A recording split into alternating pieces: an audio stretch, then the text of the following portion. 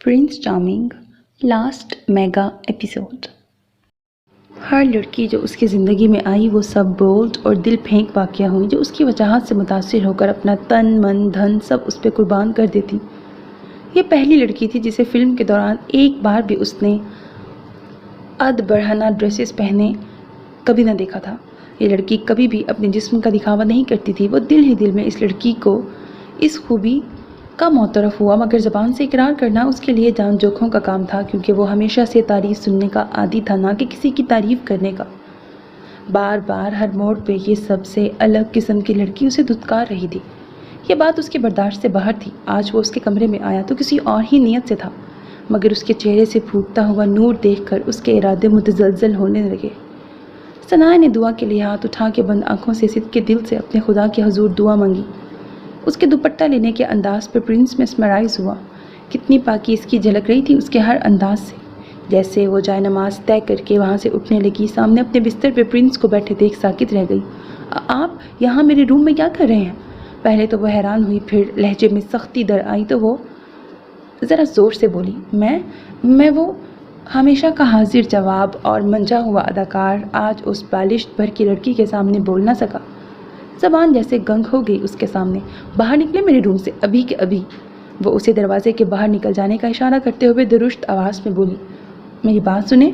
वो चौंक कर बिस्तर से उठा और उसके पास आने के लिए अपने कदम सनाया की तरफ बढ़ाए। देखिए, दूर रहे मुझसे, वरना मैं चीख चीख के सबको इकट्ठा कर लूँगी और बताऊँगी कि कैसे आप ज़बरदस्ती बिना मेरी इजाज़त के मेरे रूम में घुस आए हैं। वो धमकी आमेज़ अंदाज में बोली। सुन यारा, वो सनाया का नाजुक सा हाथ अपने हाथ में लिए खोए हुए अंदाज में बोला। सनाया ने उसके तर्ज़ तखातुब पर उसे तीखे चतूनों से घूर के देखा। मेरा नाम सनाया है तो प्लीज़ मेरा उल्टा सीधा नाम लेने की ज़रूरत नहीं। वैसे भी किसी अनजान को कोई हक हासिल नहीं कि वो मेरा नाम बिगाड़े। निकले बाहर। प्रिंस की नज़रें उसके बेदाग चेहरे पर टिकी थीं, जो गुस्से की शिद्दत से सुर्खी माइल दिखाई दे रहा था। मुझसे नहीं लिया जाता सनाया, बनाया। जब से तुम्हें देखा है दिल से यही सदा निकलती है, सुन यारा। वो 2 कदमों का फासला समेट कर बिल्कुल उसके करीब हुआ कि उन दोनों के दरमियान हवा गुजर रही थी। मुझे नहीं पता मैं कौन हूँ, क्या हूँ, यहाँ क्यों हूँ, किस लिए आया था यहाँ। तुम्हें देख के सब भूल गया। मुझे आपकी बातों में कोई इंटरेस्ट नहीं। जाए यहाँ से फ़ौरन। सनाया ने बेरुखी से कहते हुए फासला बढ़ाना चाहा, मगर प्रिंस ने उसकी कलाई पर गिरफ्त मज़ीद सख्त कर दी। सनाया झटपटाने लगी उसकी आईनी गिरफ्त में। सुन यारा, वो उसके कान के करीब आकर सरगोशी नुमा आवाज़ में बोला, मैं नहीं जानता मोहब्बत क्या चीज़ होती है। मैं तुमसे कोई सच्ची या झूठी मोहब्बत के बुलंदो बांग दावे नहीं करूँगा, मगर इज़्ज़त क्या चीज़ होती है वो आज मुझे पता चला है, और उसकी वजह भी तुम हो। तुम्हें देख के मुझे तुम्हारी इज़्ज़त करने का दिल चाहता है। मुझे पता नहीं ऐसा क्यों हो रहा है मेरे साथ। इस मामले में ख़ुद को मैं बहुत बेबस पा रहा हूँ। अपने तुम्हारी ओर बढ़ते हुए कदमों को रोक नहीं पा रहा। न जाने कैसी कशिश है तुम में। ये दिल बार बार मचलकर तुम्हारे साथ की तमन्ना करने लगा है। मुझे खुद भी खबर नहीं मैं क्या बोल रहा हूँ, क्या कर रहा हूँ। तुमने सब कुछ भुला डाला है मुझे। बोलते हुए उसके लब होले होले सनाया के कान की लो से मस हो रहे थे। उसके वजूद में सनसनी सी दौड़ गई। सनाया का पूर झुंझला उठा। वो कपकपाने लगी। उसकी गर्म सांसें अपने चेहरे पे महसूस किए। उसकी बातों ने सनाया के दिल में हलचल मचा दी, मगर वह बज़ाहिर अनजान बनी खड़ी थी। इससे पहले कि सनाया कुछ बोलती उसे उबकाई आने लगी। वो मुँह पे हाथ रखे फ़ौरन वॉशरूम की तरफ भागी और उसमें जाके अंदर से दरवाज़ा लॉक करते हुए वॉश बेसिन पे झुकी। वॉश बेसिन पे लगा हुआ टैप और शावर दोनों चला लिए ताकि उसकी वॉमिटिंग करने की आवाज़ बाहर न जाए, सिर्फ पानी गिरने की ही जाए। वो वॉश बेसिन पे झुकी हुई थी। कुछ देर में मैदा खाली हुआ तो वो चेहरा धो के सीधी हुई। वॉमिटिंग करने से अब पसलियों में दर्द होने लगा। वो टॉवल से चेहरा साफ करते हुए निढाल से बाहर निकली तो कमरा खाली था। उसने सुकून का सांस लिया। वो शिकस्ता वजूद लिए बिस्तर पर ढह सी गई। नकाहत और कमज़ोरी के बाइस वहीं लेट गई और सर से पाँव तक कंफर्टर ओढ़ लिया। प्रिंस के बोले गए अल्फाज उसके कानों में गूंज रहे थे। उसका दिल और दिमाग मुख्तलिफ सोचों की आमाज का बना हुआ था। मुझे लगता है कि जैसे अब मैं अपनी मंजिल के बहुत करीब हूँ। मैं ये चाहती थी कि वो अपने पूरे होशो हवास में मुझसे निकाह कर लें। क्या वो जानने के बाद मुझसे निकाह करेंगे? क्या वो इस बच्चे को अपनाएंगे? उसने अपने पेट पे हाथ रख के खुद कलामी की। रात के 12:15 बज रहे थे। रात के इस पहर की सड़क पर ट्रैफिक रवां दवां थी। हर तरफ रोशनियाँ और गाड़ियों का सैलाब उमड़ आया था। सबको एक दूसरे से आगे बढ़ने की जल्दी मची हुई थी। अमन खानज़ादा की गाड़ी की स्पीड बहुत तेज़ थी। ڈرائیونگ کرتے ہوئے اچانک ہی اس کے دماغ میں جھماکا ہوا تو اس کے لب آپ بھنج گئے۔ یہ حرکت کس کی ہو سکتی ہے؟ بزنس میں تو کوئی میرا دشمن نہیں، ایک شازمہ انصاری ہی تھی جو اس وقت اسے اس سب کیے کی مجرم نظر آ رہی تھی۔ چند سیکنڈ اس کے بارے میں سوچنے کے بعد اس نے دوبارہ ونڈو اسکرین پر نظریں جما کر اپنا رخ بدلا اور گاڑی کی سپیڈ مزید بڑھا دی۔ سپیڈ اتنی تیز تھی کہ چند منٹ میں ہی اس نے بہت سی گاڑیوں کو پیچھے چھوڑ دیا۔ امن اس حادثے کے بارے میں سوچتے ہوئے لب بھینچے سختی سے اسٹیئرنگ پہ ہاتھ جمائے ڈرائیونگ کر رہا تھا اور اس کے چہرے کو دیکھ کر بھی اندازہ نہیں لگایا جا سکتا تھا کہ وہ کیا سوچ رہا ہے اور کس موڈ میں تھا۔ گاڑی کے ٹائر بہت بری طرح سے چرچرائے تھے۔ اس نے جھٹکے سے گاڑی بہت ہی عالی شان اور خوبصورت عمارت جس کے فرنٹ پر کبھی خانزادہ کنسٹرکشن کمپنی لکھا ہوتا تھا، آج وہ عمارت جل کے راکھ کے ڈھیر میں بدل چکی تھی۔ پولیس کی بھاری نفری وہاں موجود تھی۔ وہ کشادہ اور وسیع روش پہ چلتے ہوئے ان کی طرف آیا۔ سارا معاملہ جاننے کے بعد وہ اپنے گارڈ سے ملنے کے لیے ہاسپٹل چلا گیا۔ یہ سب کیسے ہوا؟ مجھے سب بتاؤ عسکر، میں تمہارے ساتھ یہ سب سلوک کرنے والے کو بخشوں گا نہیں۔ اس نے ہاسپٹل میں داخل ہوتے ہوئے اسے مخاطب کیا۔ وہ اس کی آواز سن کے اس کے ہاتھ پہ اپنا ہاتھ رکھ گیا تسلی کے لیے، لیکن عسکر کی زبان وہیں تھم گئی کیونکہ امن خانزادہ کے پیچھے شیشے کی کھڑکی کے باہر وہی لڑکی بڑی سی شال میں لپٹی چہرہ چھپائے کھڑی تھی جس کو اس نے کمپنی کے باہر دیکھا تھا۔ مجھے بتاؤ اس لڑکی کے بارے میں، کون تھی وہ؟ امن خانزادہ نے بے چینی سے سوال کیا۔ وہ زیادہ دیر صبر نہ کر سکا۔ یہ وہی لڑکی نے کیا ہے سر جو دوپہر کے وقت آپ سے ملنے آئی تھی۔ عسکر نے بنا ہچکچائے سکون سے امن کے سامنے سچائی کا بام بلاسٹ کیا تھا، لیکن وہ جانتا تھا کہ اس بلاسٹ سے اچھی خاصی تباہی ہو سکتی تھی، اس کی اپنی جان بھی جا سکتی تھی، مگر وہ ایک وفادار ملازم تھا، مرنے سے پہلے سچ بولنا اس پہ فرض تھا۔ یہ اس کی سوچ تھی۔ واٹ؟ تم واقعی سچ کہہ رہے ہو؟ اس کو 1000 وولٹ کا جھٹکا لگا تھا۔ اس کے شک پر عسکر نے تصدیق کی مہر ثبت کر دی۔ جی سر، میں بالکل سچ کہہ رہا ہوں، میں نے انہیں اپنی آنکھوں سے دیکھا تھا یہ سب کرتے ہوئے۔ اس سے پہلے کہ میں انہیں روک پاتا وہ نہایت ہوشیاری سے اپنا کام کر چکی تھی۔ سر ان کے ساتھ لوگ زیادہ تھے اور میں اکیلا تھا، کچھ کر نہ سکا۔ انہوں نے آگ لگا کے مجھے اندر پھینک دیا تاکہ سارے ثبوت مٹ جائیں، مگر وہ خدا کی پاک ساتھ ہے جو ہمیشہ سچائی کا ساتھ دیتی ہے۔ مجھے اس پہ اعتبار ہے، بے شک وہ بہت بڑا انصاف کرنے والا ہے، اس نے بہت اطمینان سے کہہ کر اسے ہلا ڈالا۔ وہ امن کے جانے کے بعد سوئی نہیں تھی، نہ ہی اسے نیند آئی تھی۔ فجر کی اذان ہونے کے بعد اس نے نماز پڑھی اور قرآن پاک کی تلاوت کر کے پھر سے صوفے پہ پاؤں اوپر کر کے شال کو اپنے گرد لپیٹے گھٹنوں پر سر رکھے ایک ہی پوزیشن میں بیٹھی تھی۔ اس کی آنکھیں مسلسل رونے کی وجہ سے لال ہو چکی تھیں اور پپوٹے بھی سوج گئے تھے امن کی فکر میں گھلتے ہوئے، لیکن پھر بھی نیند اس کی آنکھوں سے کوسوں دور تھی۔ وہ ایسے ہی سوچوں میں گرک تھی، نہ جانے خان اس طرح کہاں چلے گئے، سب کچھ ٹھیک تو ہوگا، نہ جانے وہ کب واپس آئیں گے، اللہ تعالیٰ انہیں صحیح سلامت واپس بھیج دیں۔ اس کے ذہن میں مختلف سوچیں پنپ رہی تھیں جن کو وہ چاہ کر بھی اپنے ذہن سے جھٹک نہیں پا رہی تھی۔ سوچتے سوچتے وہ نہ جانے کب سو گئی، اسے خود بھی پتہ نہیں چلا۔ کچھ دیر بعد اس کی بوجھل نظر اچانک ہی غیر ارادی طور پہ خالی بستر پہ پڑی تو اس نے جھٹ مسلتے ہوئے اپنی خمار آلودہ آنکھیں کھولیں۔ اس کی نظر سوائے امن خانزادہ کی طرف سوئے ہوئے امن خانزادہ کی طرف اٹھی۔ وہ بہت تھک کے آیا تھا اور اس سے کوئی بھی بات کیے بغیر ہی سو گیا تھا۔ اب بھی وہ بیڈ پر اوندھے منہ لیٹا بے خبر سو رہا تھا۔ اسی وقت اس نے کروٹ بدلی اور کمبل اس کے اوپر سے اتر گیا۔ کمرے میں ہیٹر آن تھا لیکن پھر بھی سردی بہت زیادہ تھی، اس لیے وہ اپنی جگہ سے اٹھی اور آہستہ آہستہ چلتی ہوئی بیڈ کے پاس آ گئی اور ہاتھ بڑھا کے امن کے اوپر کمبل ٹھیک کرنا چاہا۔ تبھی امن ہلکا سا کسمسایا اور پھر دوسری کروٹ بدل کر سو گیا۔ کمبل اس کے نیچے دب گیا تھا۔ دیا نے تھوڑا آگے جھک کے اس کے نیچے دبے کمبل کو نکال کے اس کے اوپر کرنے کی کوشش کی، تبھی اس کا توازن بگڑا اور وہ اپنے پورے وجود کے ساتھ امن کے اوپر گری۔ امن جو کچھ دیر پہلے ہی ساری کارروائی نپٹا کے تھکا ہارا گھر لوٹا تھا اور گہری نیند میں جانے والا تھا، وہ اس اچانک آنے والی آفتاب پر ہڑبڑا کے اٹھ بیٹھا۔ کیا ہوا دیا، کچھ چاہیے؟ وہ اس کو ہڑبڑا کر جاگتے ہوئے دیکھ جلدی سے کھڑی ہوئی۔ شرمندگی سے اس کا چہرہ سرخ ہو گیا تھا اور نظریں بھی جھک گئی تھیں۔ نہیں، وہ میں آپ کا کمفرٹر ٹھیک؟ تم تو سوئی ہوئی تھی نا؟ وہ جو گہری نیند سے اٹھا تھا اس نے آنکھوں کو مسل کے ان کو پوری طرح سے کھولا۔ جی سوئی ہوئی تھی، مگر آپ کو کمفرٹر کی بنا دیکھ کے اسے ٹھیک کرنے کے لیے آئی تھی یہاں، وہ کہہ کے وہاں سے پیچھے ہٹ گئی، لیکن وہ اس کی بات پہ اسے نیند سے بوجھل آنکھیں کھول کر دیکھنے لگا۔ تم سو جاؤ آرام سے، امن نے اپنے اوپر کمفرٹر درست کرتے ہوئے کہا۔ وہ مجھے نیند نہیں آ رہی، اب آپ سو جائیں، اس نے بہانہ بنانا چاہا، لیکن امن جانتا تھا کہ اس کو نیند کیوں نہیں آئی تھی اور وہ کیا سوچ رہی تھی۔ صحیح، امن نے کھڑی ہوئی دیا کی کلائی پکڑ کے اسے اپنی طرف کھینچ لیا۔ وہ ٹوٹی ہوئی ڈال کی مانند اس پہ آ گری۔ سوری، میں نے آپ کی نیند خراب کر دی۔ وہ اس کے سینے پہ دونوں ہاتھوں سے فاصلہ بنائے نظریں جھکائے ہوئے بولی، چہرے سے ہی خاصی شرمندہ لگ رہی تھی۔ کوئی بات نہیں، ویسے بھی نارملی میں اس وقت تک اٹھ جاتا ہوں، زیادہ دیر تک سونے کی عادت نہیں مجھے، بس رات لیٹ آیا تو آنکھ لگ گئی اس وقت۔ وہ وال کلاک پر وقت دیکھ کر نرمی سے بولا، جہاں اس وقت صبح کے 4:30 بج رہے تھے۔ سب ٹھیک تو ہے نا؟ دیا نے تشویش بھرے انداز میں استفسار کیا۔ میری کمپنی جل گئی، سب کچھ برباد ہو گیا۔ امن کے لہجے میں افسردگی گھلی تھی۔ خان پلیز مایوس مت ہوں، اللہ تعالیٰ سب بہتر کریں گے، دیا نے اسے تسلی امیز انداز میں کہہ کے اس کے مضبوط ہاتھ پہ اپنا نازک ہاتھ رکھ کے اپنے ساتھ کا احساس دلایا۔ دیا، ہمارا بہت بڑا نقصان ہو گیا ہے، شاید یہ سہولیات جو اب میسر ہیں مستقبل میں میسر نہ ہو تمہیں۔ خان، کیسی باتیں کر رہے ہیں آپ؟ مجھے کبھی بھی ان مادی چیزوں کی ضرورت نہیں رہی، نہ ہی کبھی ہوگی۔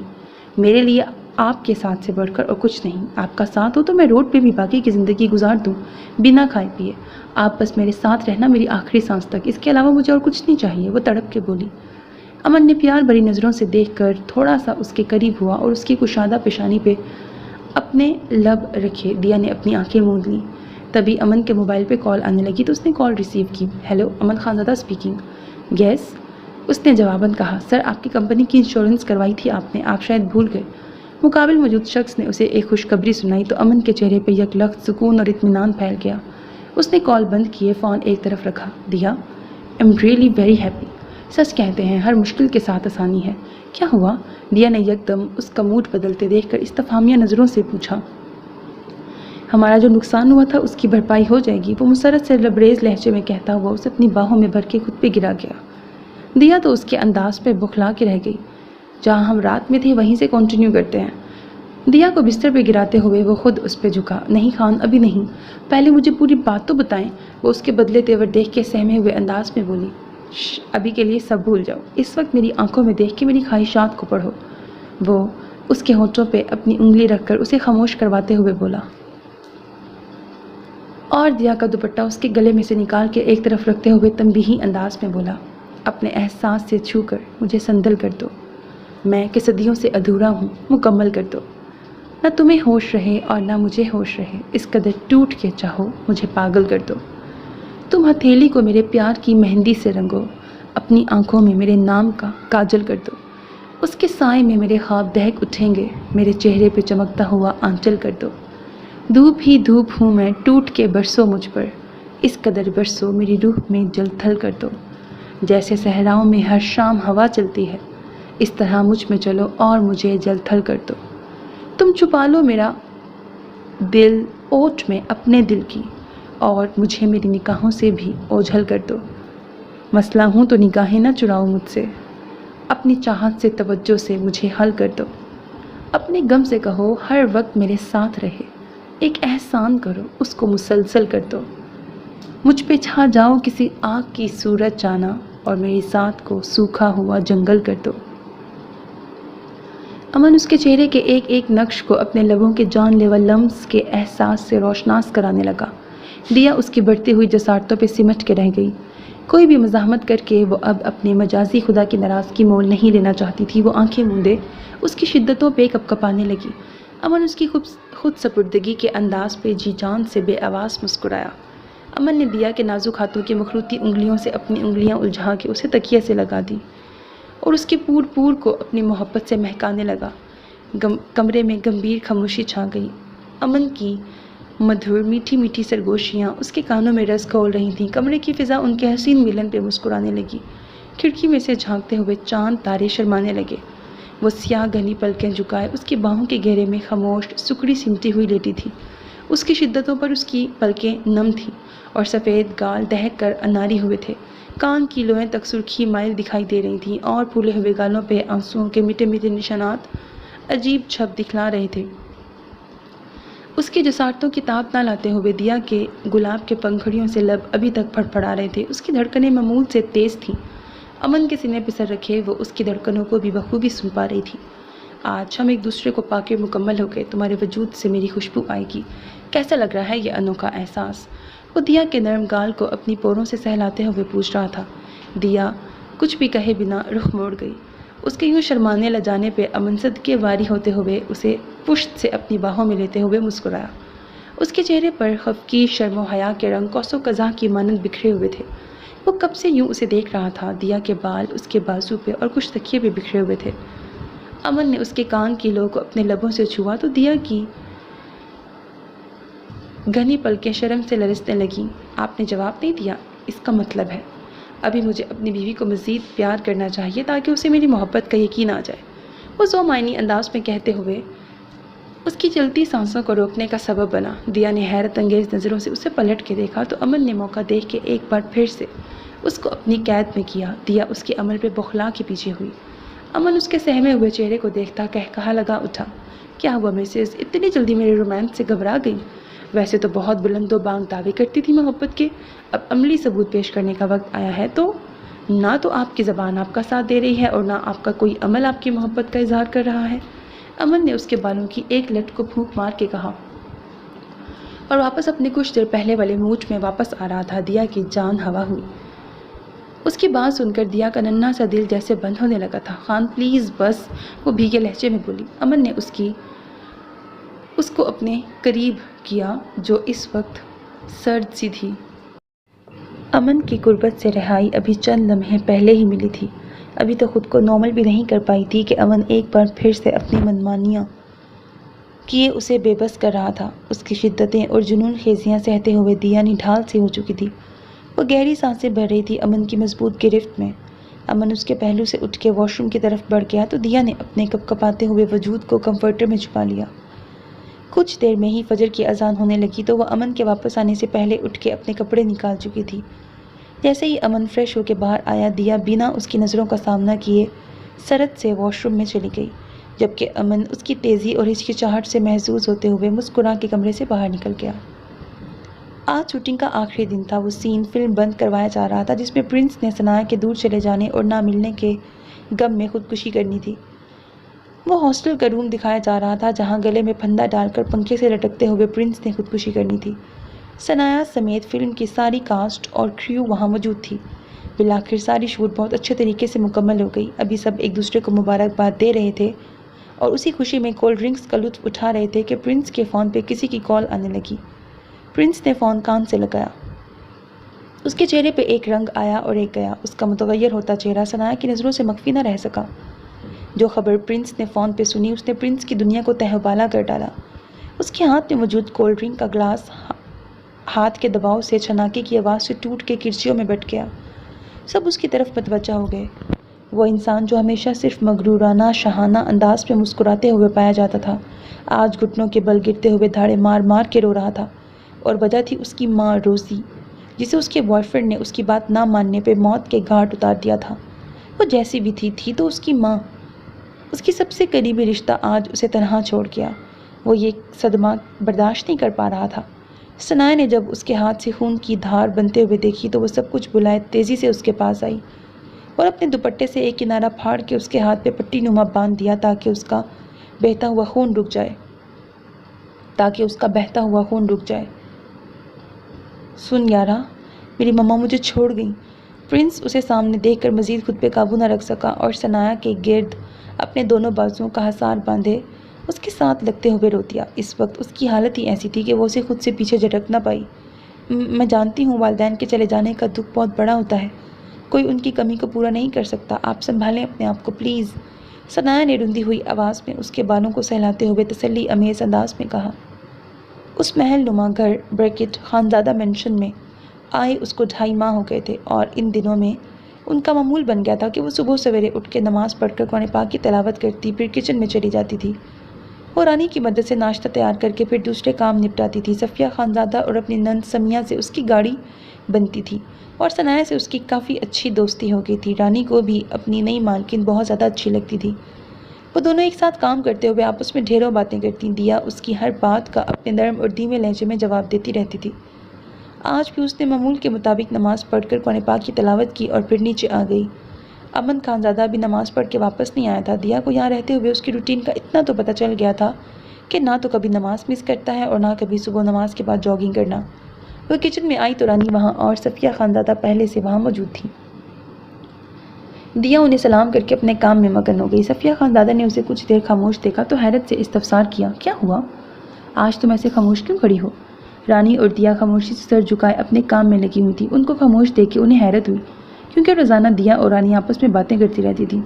کچھ نہیں امی جان، دیا نے لرزتی ہوئی آواز میں سر جھکائے ہوئے کہا۔ کچھ تو ہوا ہے جو تم ایسے خاموش کھڑی ہو؟ انہوں نے فریج سے چائے کے لیے دودھ نکالتے ہوئے اس کے چہرے کا جائزہ لے کے کہا۔ دیا نظریں چرانے لگی، کہیں وہ اس کے چہرے پہ لکھی نئی تحریر نہ پڑھ لیں۔ صفیہ خانزادہ نے چونک کر اس کا بھیگا سراپا دیکھا، کپ کپاتے ہوئے لب، اس کا نظریں چرانا اور شرمانا دیکھ کے وہ سب سمجھ گئیں اور مسکرا کے اس کے پاس آتے ہی اسے اپنے گلے سے لگاتے ہوئے اس کی پیشانی پہ پیار بھرا بوسہ دیا۔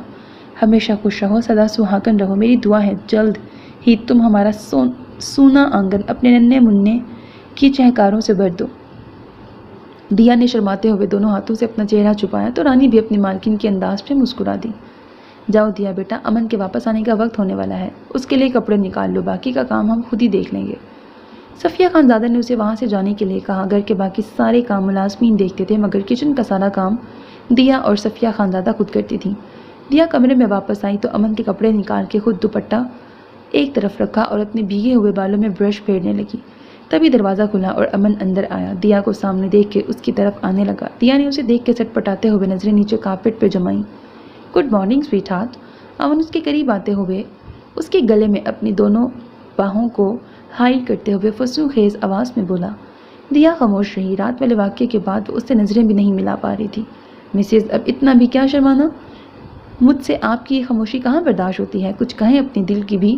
اگر آپ نے کچھ نہ کہا تو یہ ناچیز پھر سے اپنے دل کی سنانے پہ اتر آیا تو نقصان آپ کا ہوگا، پھر مجھے گناہ گار مت ٹھہرائیے گا۔ وہ اس کی شہرک کو اپنے پوروں سے سہلاتے ہوئے بول کر اس پہ اپنے لب رکھ گیا جہاں اس کی رات کی شدتوں کے نشان تھے۔ آپ چینج کر لیں۔ وہ اسے پھر سے شروع ہوتے ہوئے دیکھ کر بوکھلا کے بولی۔ آپ کروا دیں؟ امن اس کی کمر میں ہاتھ ڈال کے اسے اپنی طرف کھینچ کے بولا۔ میں کیسے؟ مجھے نہیں آتا۔ وہ حیرت زدہ نظروں سے اسے دیکھتے ہوئے بولی۔ ہم کس مرض کی دوا ہیں؟ وہ ابرو اچکا کر مسکراتے ہوئے بولا۔ یہ لیجئے، کھولیے اسے۔ وہ دیا کا ہاتھ اپنی شرٹ کے بٹن پہ رکھ کے بولا۔ اس کے ہاتھ لرزنے لگے۔ امن کے جوڑے شرٹ سے جھانکتے ہوئے سینے کو دیکھ کے امن نے اس کی دوسرے ہاتھ کو اپنے لبوں سے لگایا۔ خان پلیز مجھے تنگ نہ کریں، خود چینج کر لینا۔ وہ اس کی حد درجے قربت پہ پگھلنے لگی۔ ایک ہی رات میں تنگ آ گئی؟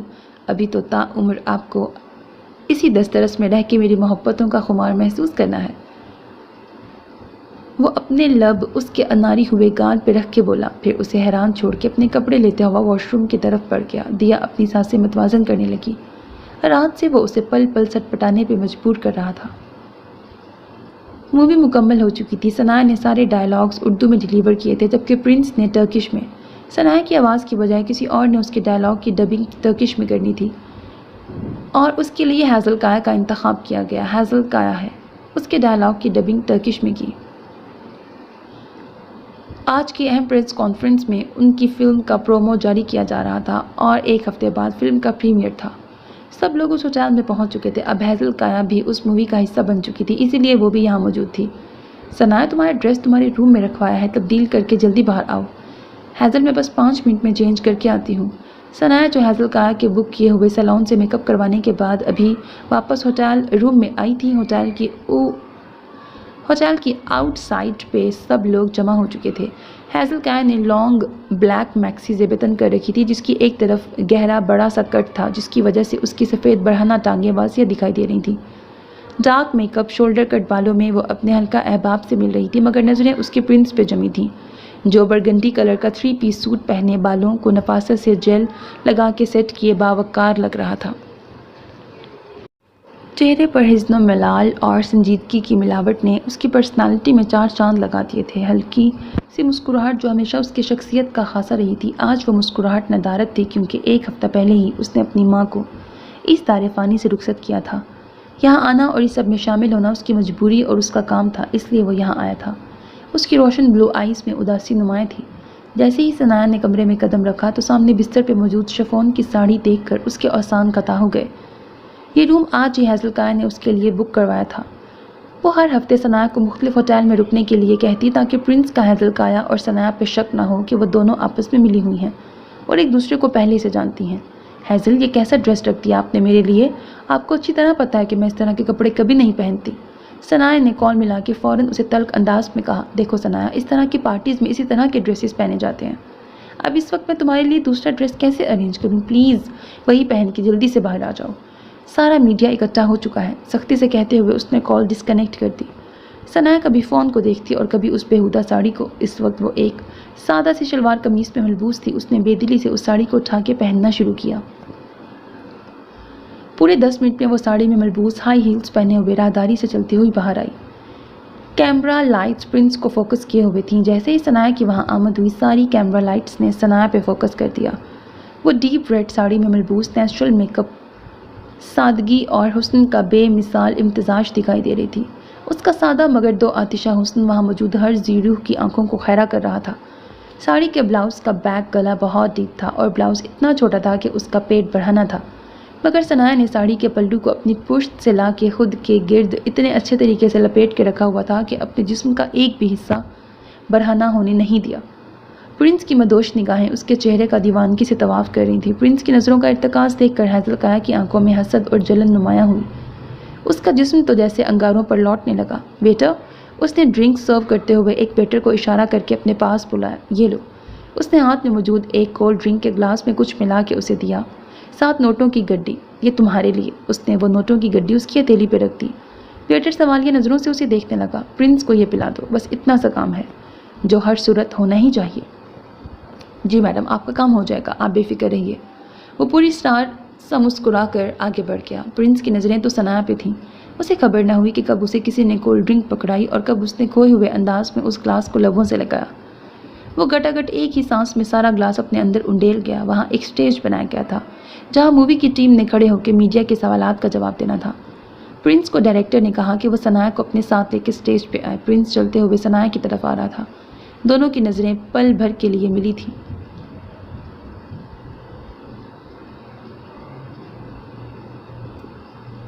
ثنایا جو ہائی ہیلز کی وجہ سے ایک ہاتھ سے اپنی ساڑی کے پلو کو سنبھالے اور دوسرے ہاتھ سے ساڑی کی فال کو پکڑے سہج کے قدم اٹھاتے ہوئے چلی آ رہی تھی تاکہ ساڑی پاؤں میں نہ اٹکے اور وہ اتنی عوام کے سامنے گر کر اپنی سبکی نہ کروا بیٹھے۔ وہ جتنا سنبھل کے چل رہی تھی، ہوا وہی جس کا اسے ڈر تھا۔ اس کا پاؤں کارپیٹ سے رپٹ گیا۔ اس سے پہلے کہ وہ گر جاتی، پرنس نے بروقت آگے بڑھ کر اسے سنبھالنا چاہا۔ پرنس کا ایک ہاتھ اس کی کمر پہ تھا جبکہ دوسرا بے دہانی اور انجانے میں اس کے برہنہ پیٹ پہ رکھا گیا۔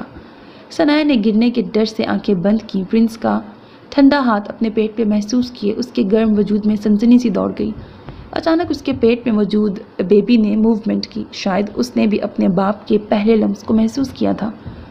سارے کیمرہ مین نے یہ منظر فوراً اپنے کیمرے کی آنکھ میں محفوظ کر لیا۔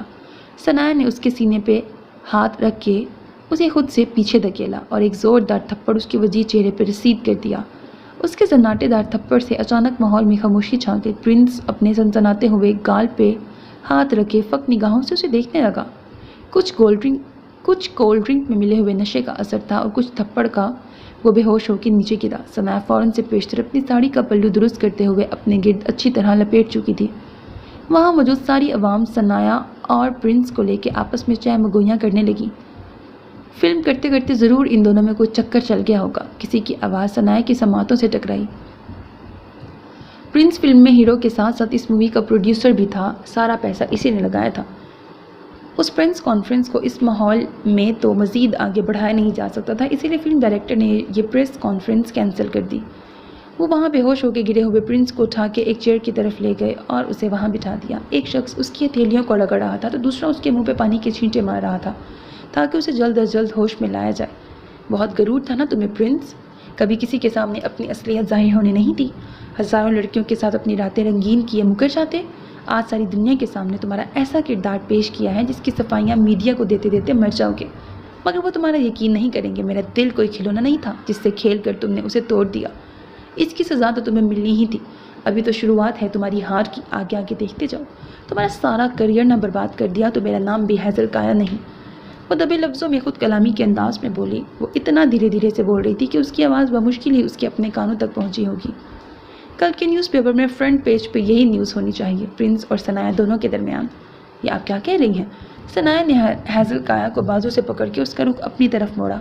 آپ لوگ جا سکتے ہیں، باقی کی خبر میں مرچ مسالہ بھرنا آپ لوگوں کا کام ہے۔ اس نے ثنایا کی بات کو اگنور کرتے ہوئے پاس کھڑے صحافیوں کا مائک انہیں پکڑا کے استہزائیہ انداز سے مسکرا کے کہا، تو وہ لوگ اپنا سامان پیک کرنے لگے اور آپس میں ایک دوسرے سے باتیں کرتے ہوئے باہر کی طرف نکل گئے۔ ہاں جی، اب تم بولو۔ وہ ابرو اچکا کر دونوں ہاتھ سینے پہ باندھتے ہوئے ثنایا سے مخاطب ہوئی۔ ثنایا تو اس کے بدلے تیور اور انداز دیکھ کے ٹھٹکی۔ ہیزل، یہ آپ کس لہجے میں بات کر رہی ہیں مجھ سے، اور یہ سب کیا تھا جو آپ نے ابھی میڈیا سے کہا؟ وہ سوالیہ انداز میں بولی۔ Oh darling, you are such a stupid girl. It's over, بہت ہو گیا یہ بہن اور ٹیچر بننے کا ڈرامہ، اب مزید نہیں کیا جاتا مجھ سے۔ وہ بیزاری سے بولی۔ تمہیں میں نے اپنے مطلب کے لیے استعمال کیا، اس پرنس سے بدلہ لینے کے لیے، اور تم ٹھہری معصوم اور بیوقوف سی لڑکی۔ تم سے ملتے ہی مجھے اندازہ ہو گیا تھا کہ تم بہت جلد میری باتوں میں آ جاؤ گی۔ تمہارے ذریعے میں اس گھاگ پرنس کو سارے میڈیا کے سامنے بے عزت کروا سکتی ہوں۔ بس مجھے تم پر زیادہ محنت نہیں کرنی پڑی، تم میری میٹھی میٹھی باتوں میں آ گئیں اور میرے ہاتھوں کے کٹ پتلی بن کے ناچنے لگی۔ جیسے جیسے میں کہتی گئی تم کرتی گئی۔ وہ ہنکارا بھر کے بولی۔ ثنایا تو شوق کے عالم میں یک ٹک وہیں ساکت کھڑی رہ گئی۔ چند لمحوں بعد اس کے ساکت وجود میں ہلچل ہوئی۔ سچ کہتی تھی امی، انسان پہ بھروسہ کرنا انسان کی سب سے بڑی بیوقوفی ہے، کیونکہ انسان کو انسان نہیں بلکہ وہ توقعات دھوکہ دیتی ہیں جو دوسرے انسان سے وابستہ کر لیتا ہے۔ میں نے آپ پہ بھروسہ کیا، اپنے دل کی ہر بات آپ کو بتائی، اور آپ نے میری ہی پیٹھ پہ وار کیا۔ وہ بھرائی ہوئی آواز میں بولی۔ میں نے تمہیں دھوکہ نہیں دیا، تم خود ہی اتنے بیوقوف تھی کہ خود دھوکہ کھا گئی۔ وہ لاپرواہی سے برہنہ شانے اچکا کے بولی۔ سچ کہہ رہی ہیں آپ نے مجھے دھوکہ نہیں دیا، غلطی میری ہی تھی جو میں نے آپ کو موقع دیا تاکہ آپ مجھے دھوکہ دے سکیں۔ وہ ہانپتے ہوئے کپ کپاتی ہوئی آواز میں بولی۔ او وٹ ایور۔ ہیزل کا نخوبے سے چہرہ پھیر گئی۔ ہاں، غلطی میری ہی ہے جو میں آپ کو بنا پرکھے اپنا مان لیا۔ آج مجھے پتہ چلا جو دھوکہ اپنے دیتے ہیں اس کا گھاؤ جان نکال دیتا ہے، جیسے آج آپ نے میری نکال دی۔ آپ نے اپنے مقصد کے لیے استعمال کیا مجھے، اور میں سمجھتی رہی کہ آپ مجھے اپنی چھوٹی بہن کی طرح محبت کرتی ہیں۔ او سویٹ ہارٹ، تم ضرورت سے زیادہ اچھی تھی، اسی لیے ضرورت سے زیادہ استعمال کی گئی۔ یقین جانو آج کل کے دور میں اچھے لوگوں کا کوئی کام نہیں۔ میری طرح بہت سے لوگ یوں ہی تم جیسے اچھے بیوقوفوں کو استعمال کر کے اپنا الو سیدھا کرتے ہیں اور پھر پیروں تلے کچل کے آگے نکل جاتے ہیں۔ ہیزل اس کا آنسوؤں سے تربتر ہوتا ہوا گال تھپ تھپا کے بولی۔ مجھے دھوکہ ملا، بدلے میں نے بھی دھوکہ دیا۔ کیا برا کیا؟ تم نے کیوں سوچ لیا بنا کچھ لیے دیے میں تمہاری مدد کروں گی؟ تم کیا آسمان سے اتری تھی؟ وہ بالوں کو جھٹکا دے کے قہر زدہ آواز میں بولی۔ کیسی ہوتی ہے تکلیف، کیسی ہوتی ہے اذیت، کیسے ٹوٹتا ہے انسان دوسروں پہ بھروسہ کر کے، آج سکھا دیا آپ نے مجھے۔ وہ الٹے قدم لیتے ہوئے پیچھے موجود دیوار کے ساتھ جا لگی۔ وہ گہرا سانس لیتے ہوئے ہمت جمع کرتے بولی۔ آپ میری خاموشی دیکھ کر یہ مت سمجھنا کہ میں آپ سے ڈر کے دب گئی۔ بدلہ لینا میری سرشست میں شامل نہیں، اور آپ کے کیے کا جواب دینا میری تربیت میں شامل نہیں، ثنایا نے اسے مخاطب کیے ذرا سی کرخت آواز میں کہا۔ ہیزل کا ہے جو ثنایا کو وہیں چھوڑے آگے بڑھ رہی تھی، اس کی آواز ان کے 2 لمحوں کے لیے رکی، پھر تنفر زدہ نظروں سے اسے دیکھتے ہوئے وہاں سے نکلتی چلی گئی۔ ثنایا آنکھیں بند کیے زار و زار رو رہی تھی کہ اسے کلچ پہ موجود فون پہ کسی کی کال آنے لگی۔ اس نے فون نکال کے اپنے کان سے لگایا۔ ہیلو ثنایا، کہاں ہو تم؟ صفیہ خانزادہ نے پہلا سوال کیا۔ ثنایا نے اپنے آنسو پوچھے اور خود کو نارمل کیا، حالانکہ گلے میں آنسوؤں کا گولا اٹکا ہوا تھا، لب خشک تھے جیسے ان پہ پپڑی جم گئی ہو۔ اس نے گہرا سانس لیتے ہوئے خود کو سنبھال لیا۔ میں یہیں ہوں، اس کی حلق سے بمشکل آواز برآمد ہوئی۔ ثنایا، مجھے تم سے یہ امید نہیں تھی، تم نے جھوٹ بولا مجھ سے، تم نے میرے مان کو توڑ دیا جو میں نے تم پہ کیا تھا۔ نہیں امی جان، ایسی بات نہیں، پلیز آپ مجھ پہ اعتبار کریں امی۔ میں نے کچھ، اس سے پہلے کہ وہ اپنی بات مکمل کرتی، آج ہی مجھے وہاب صاحب کے دوست سے سب پتہ چلا جن کے ہاں تم کام کرتی تھی، ان کا تعلق بھی پروڈکشن ہاؤسز سے ہے، انہوں کے توسط سے مجھے سب پتہ چلا کہ تم امی مگر میری بات، اس نے اپنے تئیں بودھی سی کوشش کی۔ بس ثنایا، مجھے تمہاری کوئی بات نہیں سننی، تم نے اتنے ماہ سے مجھے دھوکہ دے رکھا تھا کہ تمہیں پرنس سے ملنے، اس سے بات کرنے کے لیے وقت درکار ہے، اگر سچ تو کچھ اور ہی تھا، تم اس کے ساتھ اسی کے شعبے میں داخل ہو گئی، کیوں؟ امی، انہیں اس گندگی سے، اس دلدل سے نکالنے کے لیے مجھے اس کیچڑ میں کودنا پڑا۔ ثنایا، جس کیچڑ میں تم کودی ہو اسی کیچڑ کے چھینٹے تم پہ گریں گے، یہ بھول گئی تم؟ وہ ایسی دلدل میں ہے جس سے اس کا نکلنا بہت مشکل ہے، وہ خود تو ڈوبے گا ہی، تمہیں بھی اپنے ساتھ لے ڈوبے گا۔ اس دلدل سے باہر نکلنے کا کوئی راستہ نہیں، ایک بار جو اس میں پھنس گیا اور اندر ہی اندر دھنستا چلا جائے گا۔ مجھے ڈر ہے ثنایا، تم سب کھو نہ دو، وہ افسردگی سے بولی، امی جان میں بہت تنہا ہوں، پلیز مجھے اکیلا مت چھوڑیے گا، مجھے آپ کے سہارے کی ضرورت ہے۔ کسی اپنے کا سہارا ملتے ہی اس کے آنسو سارے بند توڑ کے بہہ نکلے اور اس کے گالوں کو بھگونے لگے۔ ثنایا، تم جانتی ہو نا ایک عورت کے لیے اس کے پردے کی اہمیت، اور تم نے اپنا پردہ ہی ختم کر ڈالا۔ بہت افسوس ہوا مجھے تمہارے عمل پہ۔ جانتی ہو اللہ نے قرآن پاک میں متعدد مقام پہ پردے کی اہمیت بیان کی۔ ارشاد ربانی ہے، اور اپنے گھروں میں ٹھہری رہو اور بے پردہ نہ رہو جیسے اگلی جاہلیت کی بے پردگی۔ اللہ نے آیت کے اس ٹکڑے میں بنت حوا کو گھر میں رہنے کا حکم دیا اور تبرج سے منع فرمایا ہے، یعنی اظہار زینت، اور ہر اس چیز سے باز رہنے کا حکم دیا ہے جو مردوں کی شہوت کو ابھارے۔ جس طرح زمانہ جاہلیت کی عورتیں بے پردہ سڑکوں اور بازاروں میں پھرا کرتی تھیں، اپنی زینت و محاسن کا اظہار کرتی تھیں کہ غیروں کو لبھائیں، لباس ایسے پہنتی تھیں جن سے جسم کے اعضاء اچھی طرح نہ ڈھکیں۔ امام بغوی رحمۃ اللہ علیہ اپنی تفسیر میں اس آیت کے تحت لکھتے ہیں کہ نمرود کے زمانے میں عورتیں موتی دار چادریں اوڑھتی تھیں اور بیچ سڑک پہ چلتی تھیں اور اس سے بریکٹ مردوں کو لبھاتی تھیں۔ اگر ہم مذکورہ آیت کا بنظر غیر مطالعہ کریں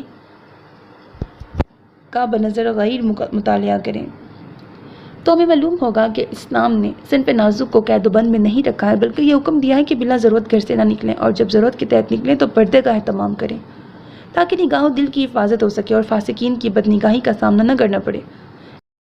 ان روایات سے بالکل واضح ہوتا ہے کہ اسلام میں پردے کی کیا اہمیت ہے اور اسی کے ذریعے اللہ کے قریب ہوتی ہے، اور پردہ ہی عورت کی عصمت و عفت کا ضامن ہے۔ لہٰذا ہمیں چاہیے کہ ہم اپنے آپ کو پردے میں رکھیں، اور تم نے اپنا پردہ ہی ختم کر دیا۔ کیوں ثنایا؟ کیا یہ تعلیم دی تھی میں نے تمہیں؟ مانا کہ ہمارا ساتھ زیادہ نہیں رہا، مگر جتنا عرصہ ہم ساتھ رہے میں نے تمہیں بہت سی اسلامی اصول و قوانین سے آگاہی دی، مگر تم نے سب کچھ بھلا دیا۔ بیٹا، پردہ جہنم کی آگ سے بچاتا ہے، اور تم نے خود ہی پردے کو چھوڑ کے اپنے لیے جہنم کا ایندھن تیار کر لیا۔ امی جان، مجھ سے واقعی بہت بڑی بھول ہو گئی، آپ حق بجانب ہے، میں واقعی غلط ہوں، بہت غلط کیا میں نے، میں سب کی باتوں میں آ جاتی ہوں اور بعد میں ہمیشہ نقصان اٹھاتی ہوں، ہو سکے تو مجھے معاف کر دیں امی جان، میں بہت گناہ گار ہوں، کیا اللہ تعالیٰ مجھے اس بے پردگی کے لیے معاف کریں گے؟ ثنایا، تم واپس آنے کی تیاری کرو، حیدر کو کہو کہ وہ تمہاری واپسی کی ٹکٹس کنفرم کرائے۔ امی جان، میں ایسے کیسے واپس آ سکتی ہوں؟ ابھی پرنس سے بات نہیں ہوئی۔ ثنایا، تمہیں اس سے بات کرنے کی کوئی ضرورت نہیں، مجھے سب پتہ چل گیا ہے، وہ وہی تمہارے بچے کا باپ ہے، اس کا تم سے جو نکاح ہوا وہ جائز تھا، یہ بچہ بھی جائز ہے، تمہیں اس کے سامنے گڑ گڑانے کی کوئی ضرورت نہیں، جب بچہ پیدا ہو جائے گا تو ڈی این اے رپورٹ سے خود ثابت ہو جائے گا کہ وہی اس بچے کا باپ ہے۔ یہ آپ کیا کہہ رہی ہیں؟ ایسا کیسے ہو سکتا ہے؟ وہ حیرت زدہ آواز میں بولی۔ ثنایا بیٹا، وہاب صاحب جامع مسجد کے مولانا صاحب سے ملے تھے اور انہوں نے تمہارے بارے میں انہیں سب تفصیل سے بتایا۔ مجلس نکاح میں دلہن کا نام غلط لیا گیا ہو، یا نکاح نامے پہ دلہن کا نام کسی بھی وجہ سے غلط لکھا گیا ہو یا بدل گیا ہو، یعنی قاضی نے غلط نام والی لڑکی سے نکاح پڑھا دیا ہو، تو کیا نکاح ہوگا؟ تو انہوں نے کہا کہ جو لڑکی وہاں نکاح کے وقت موجود تھی، نکاح اسی لڑکی سے ہوا ہے، اس نے کلمات پڑھ کر قبول کیا تو نکاح اسی لڑکی کا ہوگا، خواہ نام بدل گئے ہوں پھر بھی نکاح وہاں موجود دلہا دلہن کا ہی ہوا ہے، اور وہاں موجود سب لوگ گواہ ہوں گے۔ آپ سچ کہہ رہی ہیں؟ کیا میرا اور پرنس کا نکاح جائز تھا؟ یہ ہمارا بچہ جائز ہے؟ وہ حیرت اور خوشی کی ملی جلی کیفیت میں مبتلا ہو گئی۔ ہاں، سچ کہہ رہی ہوں، تم جلد از جلد واپس آؤ۔ امی جان، ہیزل کا جھوٹی تھی، اس نے مجھے دھوکہ دیا، وہ اچھی لڑکی نہیں۔ کیا ہوا ثنایا؟ بتاؤ مجھے۔ امی جان، آپ پریشان نہ ہوں، میں ٹھیک ہوں، اور باقی سب بھی جلد ٹھیک کر دوں گی، آپ سے ملوں گی تو سب تفصیل سے بتاؤں گی۔ امی، اگلے ہفتے ہماری فلم ریلیز ہونے والی ہے، کانٹریکٹ کی وجہ سے میں مووی کی پروموشن کے بغیر واپس نہیں آ سکتی، ورنہ 1 کروڑ جرمانہ بھرنا پڑے گا۔ یہ کیا فضول بات ہے ثنایا، تم نے ایسا کانٹریکٹ سائن ہی کیوں کیا؟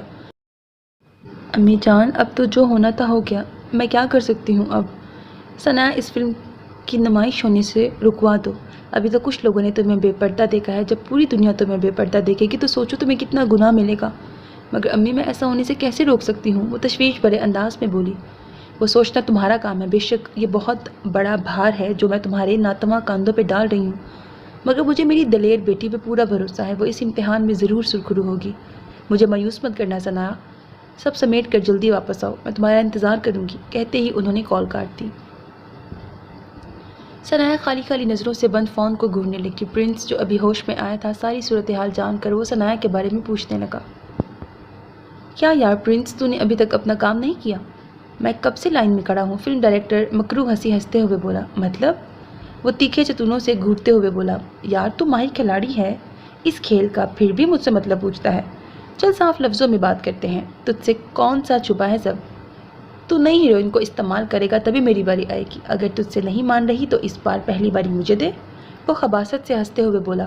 You bastard. پرنس نے سارے لحاظ بالائے طاق رکھتے ہوئے اس کی شرٹ کا کالر دبوچ لیا. اس کا نام بھی اپنی گندی زبان سے لیا تو دوبارہ بولنے کے قابل نہیں رہے گا تو. اور تیری گندی ذہنیت اور نظریں اپنے پاس سنبھال کے رکھ ورنہ تیری آنکھیں نکال کے کتوں کو کھلا دوں گا. ارے یار چھوڑ مجھے، پاگل ہو گیا ہے کیا تو؟ اس کل کی آئی لڑکی کے لیے ہماری اتنی پرانی دوستی کو داؤں پہ لگا رہا ہے. میں تجھے آخری بار پیار سے سمجھا رہا ہوں. وہ گرج دار آواز میں دھاڑا اور اسے پیچھے دھکا دیا کہ وہ اس افتاد پہ خود کو سنبھال نہ پایا اور لہراتا ہوا نیچے فرش پہ جا گرا. دیکھ پرنس، ایک بار پھر سوچ لے. مال اچھا. اس سے پہلے کہ وہ کوئی اور بات کرتا پرنس نے اس کی گردن پہ اپنی ٹانگ رکھی. اس کا سانس رکنے لگا. اچھا چھوڑ، نہیں کرتا کچھ بھی. وہ ٹوٹے پھوٹے الفاظ میں بولا تو پرنس اسے وہیں چھوڑ کے ثنایا کے پیچھے آیا جہاں وہ موجود تھی. اس وقت وہ ہوٹل سے باہر نکل رہی تھی کہ پرنس لمبے لمبے ڈگ بھرتا ہوا تیزی سے اس کے قریب آیا. اپنی برگنڈی شرٹ کی بازو فولڈ کیے جس کے اوپری 2 بٹن کھلے تھے کوٹ بازو پہ ڈالے ہوئے تھا. سن یارا. اس نے ہلکی سانس میں اس کا نام دہرایا. ثنایا کی سیاہ آنکھیں کسی بھی طرح کے احساسات سے آری تھیں. 2 کالی آنکھیں ان 2 روشن بلو آنکھوں سے نظریں ملانے سے گریز کر رہی تھی.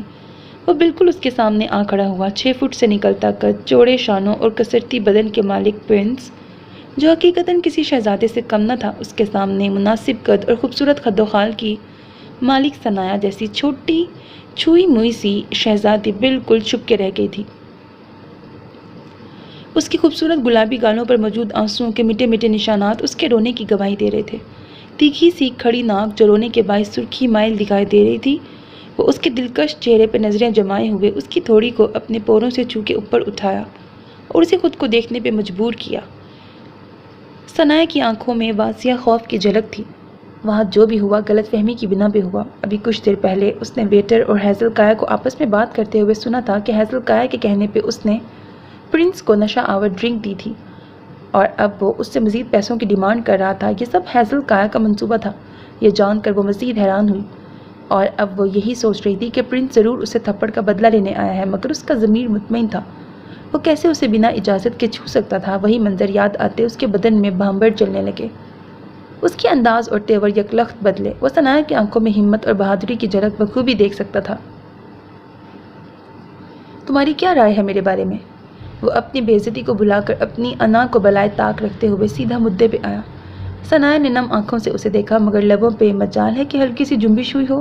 اس کی آواز زنگ آلود اور لب یوں باہم پیوست تھے کہ گویا ان پہ کفل لگ گیا ہو. چلو تمہاری مشکل میں آسان کر دیتا ہوں. مجھ سے شادی کرو گی؟ اس کے چہرے کے ہر نقش کو غور سے دیکھتا وہ سرد و سپاٹ لہجے میں سوال داغ گیا. اس کے گلابی ہونٹ ہلکے سے ایک دوسرے سے جدا ہوئے. بنا کسی ہچکچاہٹ کے اس کی آنکھوں میں آنکھیں ڈالے اس نے مضبوط لہجے میں کہا. تم نے جو رنگ بدلے، حیرت ہوئی مجھے. گریڈ کو مات دے گئی فطرت جناب کی. وہ پڑپڑاتے ہوئے لبوں سے بولی. پرنس نے ناسمجھی سے اس کی طرف دیکھا. کیا کہا تم نے؟ اس نے سوالیہ نظروں سے اسے دیکھتے ہوئے پوچھا. ایک وہ دن تھا جب میں آپ کے سامنے خود کو آپ کے حوالے کرنے آئی تھی. اپنے بچے کو آپ کا نام دلوانے کے لیے گڑ گڑا رہی تھی کہ خدا را مجھے اپنا لو، ہمارے بچے کو اپنا نام دے دو. مگر آپ نے میری ایک نہ سنی. نہ جانے کیا کیا الزامات لگائے مجھ پہ. یہ سب وہ صرف اپنے دل میں ہی خود سے کہہ سکی. کچھ نہیں، آپ نہیں سمجھیں گے، رہنے دیں. تم مجھ سے اپنے دل کی بات شیئر کر سکتی ہو، مجھے اپنا سمجھو. وہ لگاوٹ سے بولا. اپنا. وہ استہزائیہ انداز سے مسکرائی. اس اپنا لفظ سے تو اعتبار ہی اٹھ گیا ہے. میں نے اب تک جتنے دھوکے کھائے ہیں ان سب سے ایک ہی سبق سیکھا ہے کہ آپ کی زندگی میں آپ سے زیادہ کوئی بھی آپ کا اپنا نہیں ہوتا. آپ کو اپنا خیال خود رکھنا پڑتا ہے. یہ دنیا بہت ظالم ہے. اپنا بننے کا دکھاوا کر کے سب چھین لیتی ہے، یہاں تک کہ دلی سکون بھی. یہ دنیا مطلب پرستوں سے بھری پڑی ہے. اس کی آخری بات پر پرنس نے اسے اچنبھے سے دیکھا تھا. یہ وقت جو ہم نے ساتھ گزارا، اس دوران مجھے تم سے لگاوٹ ہو گئی. کیا تم اسے میرا دکھاوا سمجھ رہی ہو؟ وہ ابرو اچکا کے سپاٹ انداز میں بولا. ثنایا بھی اس پر ہی نظریں گاڑے ہوئی تھی. کیا کیا نہیں تھا اس کی ان شکوہ بھری نگاہوں میں. ٹوٹے اعتبار کی کرچیوں کے ساتھ اس میں مان ٹوٹنے کا درد بھی ہلکورے لیتا دکھائی دیا تھا. ثنایا کی کانچ سی آنکھوں میں شکایتوں کا ایک تلاطم برپا تھا. نہ جانے کیوں ایک دم اسے ایسا گمان سا گزرا تھا کہ ثنایا کی التجائیہ بھیگی ہوئی آنکھیں اس سے کچھ کہنا چاہ رہی تھی. ان میں ان کہے راز پنہا ہے. نہیں، میں نے ایسا نہیں کہا. تو کیا تم مجھ سے شادی کرو گی؟ پرنس نے ایک بار پھر استفسار کیا۔ کسی بھی رشتے کی پہلی سیڑھی اعتماد ہے۔ کیا آپ کو مجھ پہ اعتماد ہے؟ وہ سپاٹ انداز میں گویا ہوئی۔ یہ کیسا سوال ہے؟ وہ پینٹ کی جیب میں ہاتھ ڈال کے بولا۔ اگر میں آپ سے کچھ مانگوں تو دیں گے؟ اب کی بار ثنایا کا انداز دھیما تھا۔ سن یارا، تم مجھے اپنی سانسوں کی طرح ضروری ہو گئی ہو زندہ رہنے کے لیے۔ تم سانس ہو، باسلسلہ تا ازل، تجھے لیتے رہیں گے، جیتے رہیں گے۔ اگر تم میری زندگی میں نہ رہی تو سانسیں بھی رک جائیں گی۔ مجھے بس تمہارا ساتھ چاہیے، اس کے لیے چاہے کچھ بھی کرنا پڑے کر جاؤں گا۔ آزمائی شرط ہے۔ یہ جو کچھ دن تمہارے بنا گزارے ہیں، ان میں مجھے اس بات کا احساس ہو گیا ہے کہ تم میرے لیے بہت خاص ہو۔ میرے پاس گنے چنے اپنے رشتے ہیں، مگر ان میں ایک بھی ایسا اپنا نہیں جو میری تنہائی بانٹ سکے، مجھے اپنی سنائے، کچھ میری سنے، میری رہنمائی کرے، اپنی توجہ سے میری رہبری کرے، مجھے میری اپنی بن جاؤ نا۔ وہ دھیمے آنچ دیتے ہوئے لہجے میں بولا۔ دل نے کہا کہ مت آزماؤ، مگر دماغ اس کے سننے سے انکاری تھا۔ وہ کہہ رہا تھا آج اس شخص کو آزماؤ۔ آج وہ صرف اور صرف دماغ کی سننا چاہتی تھی۔ اسے جب وہ تکالیف اور مصائب یاد آتے جو اس نے برداشت کیے تھے تو پھر اس کی انا محبت پہ غالب آ جاتی۔ میں اسے ایک بار پھر سے پا کر کھو دوں گی، اسے یوں ہی جانے دوں گی۔ اگر ایسا ہوا تو آج میں پھر ایک بار تہی دامہ رہ جاؤں گی۔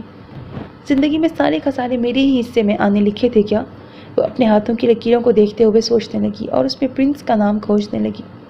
اگر آپ مجھ سے پیار محبت کا دعویٰ کرتے ہیں تو اسے ثابت کریں گے؟ وہ سر اٹھا کے اس کی آنکھوں میں دیکھ کے بولی۔ وہ کیسے؟ آپ ہماری فلم کی ریلیز کو روک دیں۔ ثنایا نے بات کیا کی گویا اس کے سر پہ بوم پھوڑ دیا۔ پرنس اس کی بات سن کے حیرت زدہ نظروں سے اسے دیکھنے لگا۔ ہوش میں تو ہو، یہ کیا کہہ رہی ہو؟ میرا کروڑوں روپیہ لگ چکا ہے اس مووی پہ، جو کمایا ہے سب محنت اپنی اس فلم پہ لگا دی۔ اب جب دگنا کمانے کا وقت آیا ہے تم کہتی ہو اسے روک دوں؟ Are you in your senses? نہیں کر سکتے میرے لیے تو نہ صحیح۔ یہی اندازہ ہو گیا ہے مجھے آپ کی جھوٹی محبت کا۔ یوں تو بڑے بڑے دعوے کر رہے تھے ابھی کہ کچھ بھی کر جاؤں گا، اور جب کرنے کا وقت آیا تو مکر گئے۔ جائے رہنے دے، آپ سے نہیں ہوگا کچھ بھی۔ مجھے آپ سے شادی نہیں کرنی۔ ایسے مت کہو۔ زندگی میں پہلی بار کوئی دل کو اپنا لگا ہے، پہلی بار کسی کو عزت دی۔ اگر آج تم نے مجھے منع کر دیا تو میں ٹوٹ کے رہ جاؤں گا۔ تمہارے پر نور چہرے کو دیکھ کے پارسا بننے کا دل کرتا ہے، تمہیں دیکھ کے خدا کو یاد کرنے کا دل کرتا ہے، تمہیں دیکھ کے دل کرتا ہے میں بھی نماز پڑھوں، جیسے سکون تمہارے چہرے پہ نظر آتا ہے میں بھی تمہارے توسط سے وہی اطمینان پانا چاہتا ہوں۔ میں بگڑ گیا ہوں، مجھے سمیٹ کے سنوار دو، شاید تمہارا ساتھ مجھے ہمارے خدا کے قریب کر دے۔ وہ التجائیہ انداز میں بولا۔ مجھے پارسا مت سمجھیے، میں تو خود گناہوں سے لتڑی ہوئی ایک گناہ گار لڑکی ہوں جس نے خدا کے بنائے ہوئے اصولوں کو توڑا ہے۔ میں کیا کسی کی اصلاح کروں گی؟ وہ افسردگی اور یاسیت سے گلے لہجے میں بولی۔ بقول آپ کے کہ میں آپ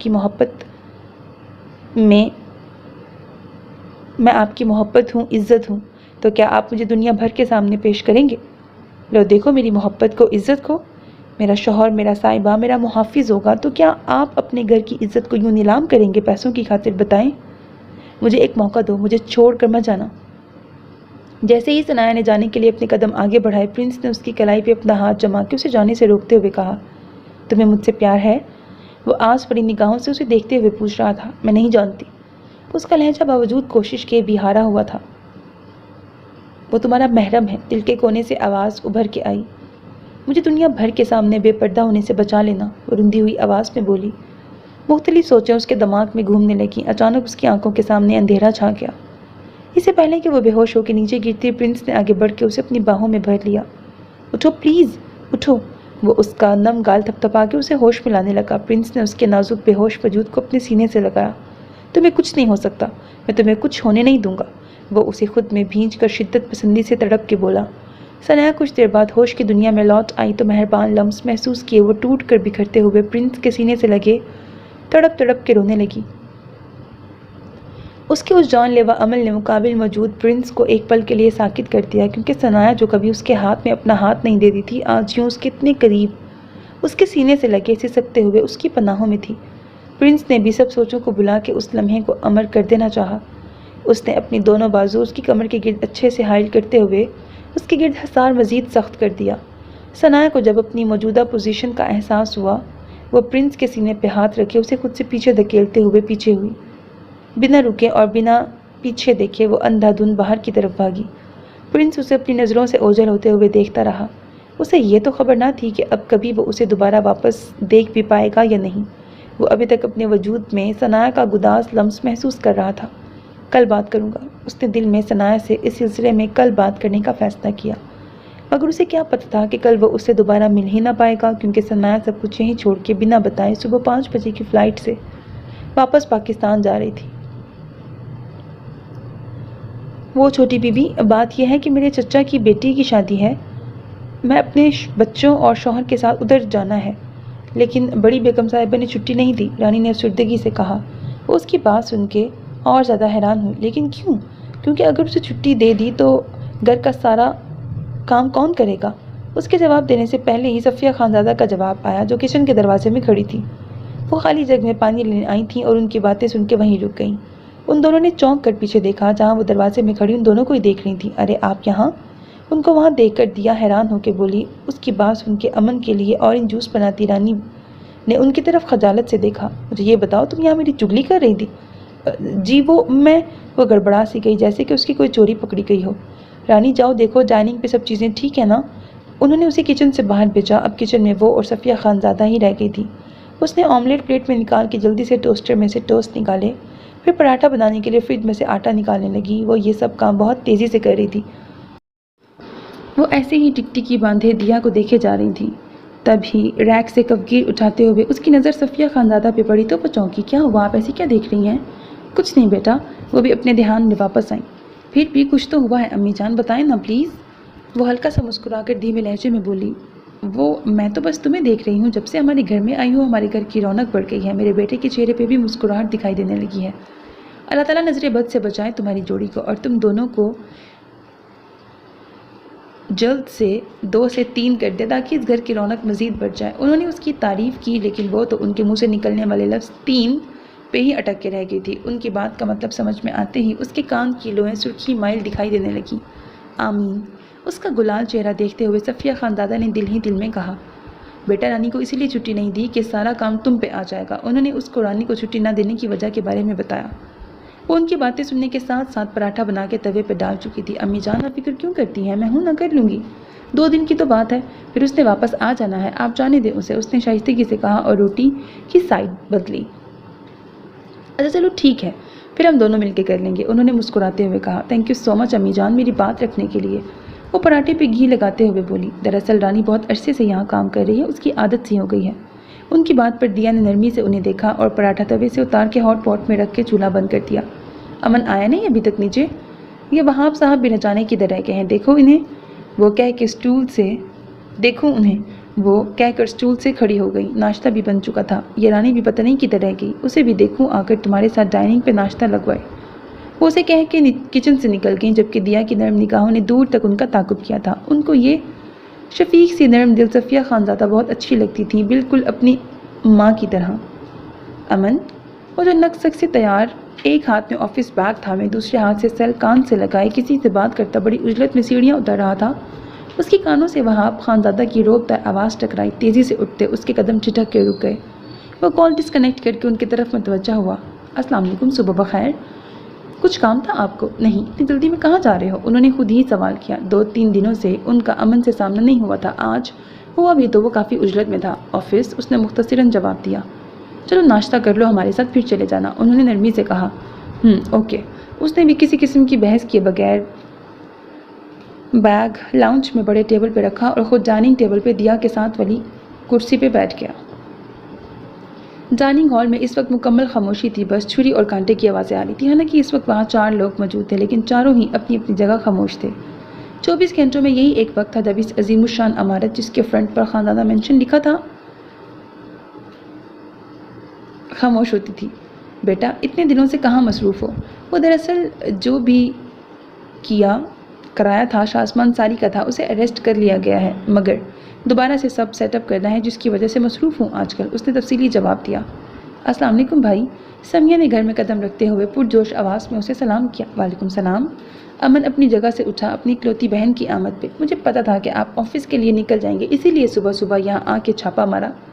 وہ ہنستے ہوئے اس کے شانے سے لگی۔ بہت اچھا کیا، کافی دنوں سے تم نے چکر نہیں لگایا تھا۔ بھائی میں نہیں آئی تو کون سا آپ مجھ سے ملنے آ گئے، وہ نروٹھے انداز میں شکوہ کر گئی۔ بس گڑیا وقت نہیں ملا۔ بھائی پھر آج کا کیا پلان ہے؟ فی الحال تو آفس جا رہا ہوں، کوشش کروں گا جلد واپسی کی، گھر آؤں گا، پھر جو بھی آپ سب کا پلان ہو وہی کر لیں گے۔ ابھی میں بھی کافی جلدی میں ہوں۔ وہ جلدی ناشتہ کرنے کے ساتھ سمیہ سے باتیں بھی کر رہا تھا۔ کام کام اور بس کام، پاپا خان کی لائف میں جسٹ کام ہی سب سے امپورٹنٹ ہے اور کچھ بھی نہیں، دیا نے شکوہ کنہ نگاہوں سے اسے دیکھتے ہوئے کہا، جبکہ مخاطب وہاب خانزادہ تھے۔ امن یہ میں کیا سن رہا ہوں؟ فیملی کمز فرسٹ، اپنے کام سے پہلے اپنی بیوی پہ توجہ دو، لیکن اگر میری بیٹی کو ناراض کیا تو مجھ سے برا کوئی نہیں ہوگا۔ انہوں نے دیا کا ساتھ دیتے ہوئے اسے پیار بھری ڈانٹ پلائی۔ تب سے خاموش امن خانزادہ ان کی بات سن کے دیا کو کھا جانے والی نظروں سے گھورنے لگا۔ آنکھوں میں واضح تنبیہ تھی کہ رات کو خبر لوں گا اس شکایت کی۔ جی آفس سے آ کے ان کی بھی سب شکایات دور کر دوں گا، وہ دانت کچکچا کے بولا۔ دیا کے لبوں پہ مسکراہٹ پھیلی۔ امن تم دیا کو بھی اپنے ساتھ لے جاؤ، موسم بھی اچھا ہے، گھوم پھر آنا اور دیا کو ڈاکٹر چیک اپ بھی کروا کے اس کی میڈیسن بھی لے آنا۔ انہوں نے جھٹ پٹ مشورہ دیا۔ لیکن بابا میری طبیعت اب اتنی بھی نہیں خراب، دیا نے جلدی سے بولی۔ لیکن پھر بھی بیٹا ڈاکٹر کو دکھانا تو ضروری ہے نا، اس لیے تم جاؤ خان کے ساتھ، صفیہ خانزادہ نے پیار بھرے لہجے میں کہا تو ناچار اسے ماننی ہی پڑی۔ تم تیار ہو جاؤ، میں کچھ دیر میں آتا ہوں۔ جی ٹھیک ہے، وہ وہاب خانزادہ اور صفیہ خانزادہ کا لحاظ کر کے بولی اور وہاں سے اٹھ کے چلی گئی۔ اس کا امن کے ساتھ جانے کا بالکل بھی موڈ نہیں تھا، لیکن پھر بھی وہ جا رہی تھی۔ وہ اس سے ناراض تھی، گھر جلدی آنے کا کہہ کر بھی وہ روز رات کو دیر سے آتا تھا، جب دیا اس کا انتظار کرتے ہوئے تھک ہار کر سو چکی ہوتی اور صبح بھی ناشتہ کیے بغیر فوراً آفس کے لیے نکل جاتا۔ وہ اسے بالکل بھی وقت نہیں دے رہا تھا ان دنوں، اسی لیے وہ اس سے ناراض تھی۔ دیکھا آپ دونوں نے کیسے آپ کی لاڈلی بہو مجھے اگنور کر رہی تھی، اس نے سامنے موجود اپنے والدین سے شکوہ کیا۔ اس سے برداشت نہیں ہو رہا تھا دیا کا اس طرح سے اسے اگنور کرنا۔ دیکھ لیا، وہ ناراض ہے آپ سے، اسی لیے ایسے کر رہی ہے، اس کو منا لو، انہوں نے پھر سے کہا۔ جی امی جان، اس نے بھی اسبات میں سر ہلا دیا۔ اب ہماری بہو کا خیال رکھنا اور اپنا بھی، انہوں نے کہا۔ کہاں چلنا ہے؟ امن خانزادہ نے مین روڈ پہ گاڑی انٹر کرتے ہی خاموشی سے کھڑکی سے باہر دیکھتی دیا سے استفسار کیا۔ آپ کو پتا ہوگا جو مجھے لے کے آئے ہیں، اس نے مختصر جواب دے کے دوبارہ کھڑکی کی طرف منہ کر لیا۔ امن خانزادہ کو خود کیوں نظر انداز کیا جانا بہت زیادہ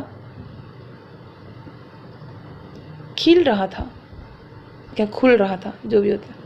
پہلے وہ اسے اپنے ساتھ لے کے ہاسپٹل گیا، ڈاکٹر نے ایک ٹیسٹ کیا، اس کی رپورٹ کچھ دیر بعد ملنی تھی، تو امن نے بعد میں آ کے اسے کلیکٹ کرنے کا سوچا اور پھر دیا کو اپنے ساتھ لیے وہاں سے نکل آیا۔ دیا سارے راستے خاموش رہی تو اس نے بھی مزید کوئی اور بات کیے بغیر اپنے نئے فلیٹ کی طرف موڑ دی۔ یہ ہم کہاں آئے ہیں؟ دیا نے ایک خوبصورت سے فلیٹ میں داخل ہوتے ہوئے پوچھا۔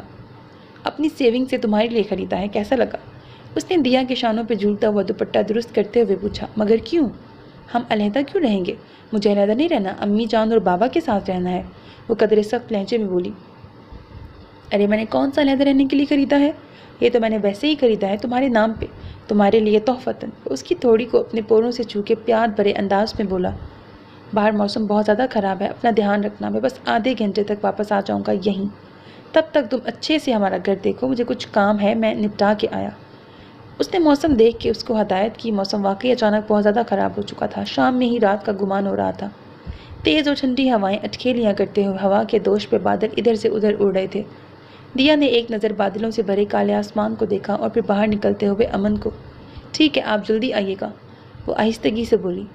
امن وہاں سے چلا گیا۔ دیا کو نارملی تو ایسے موسم سے ڈر نہیں لگتا تھا، لیکن جب کبھی وہ اس طرح کے موسم میں گھر میں اکیلی ہوتی تو بہت زیادہ خوفزدہ ہو جاتی تھی۔ اب بھی اس نے امن خانزادہ کو جانے کے لیے تو کہہ دیا تھا، لیکن اس کا دل اندر سے بہت ڈر رہا تھا۔ لیکن پھر وہ آہستہ آہستہ قدم اٹھاتی اندر آ گئی۔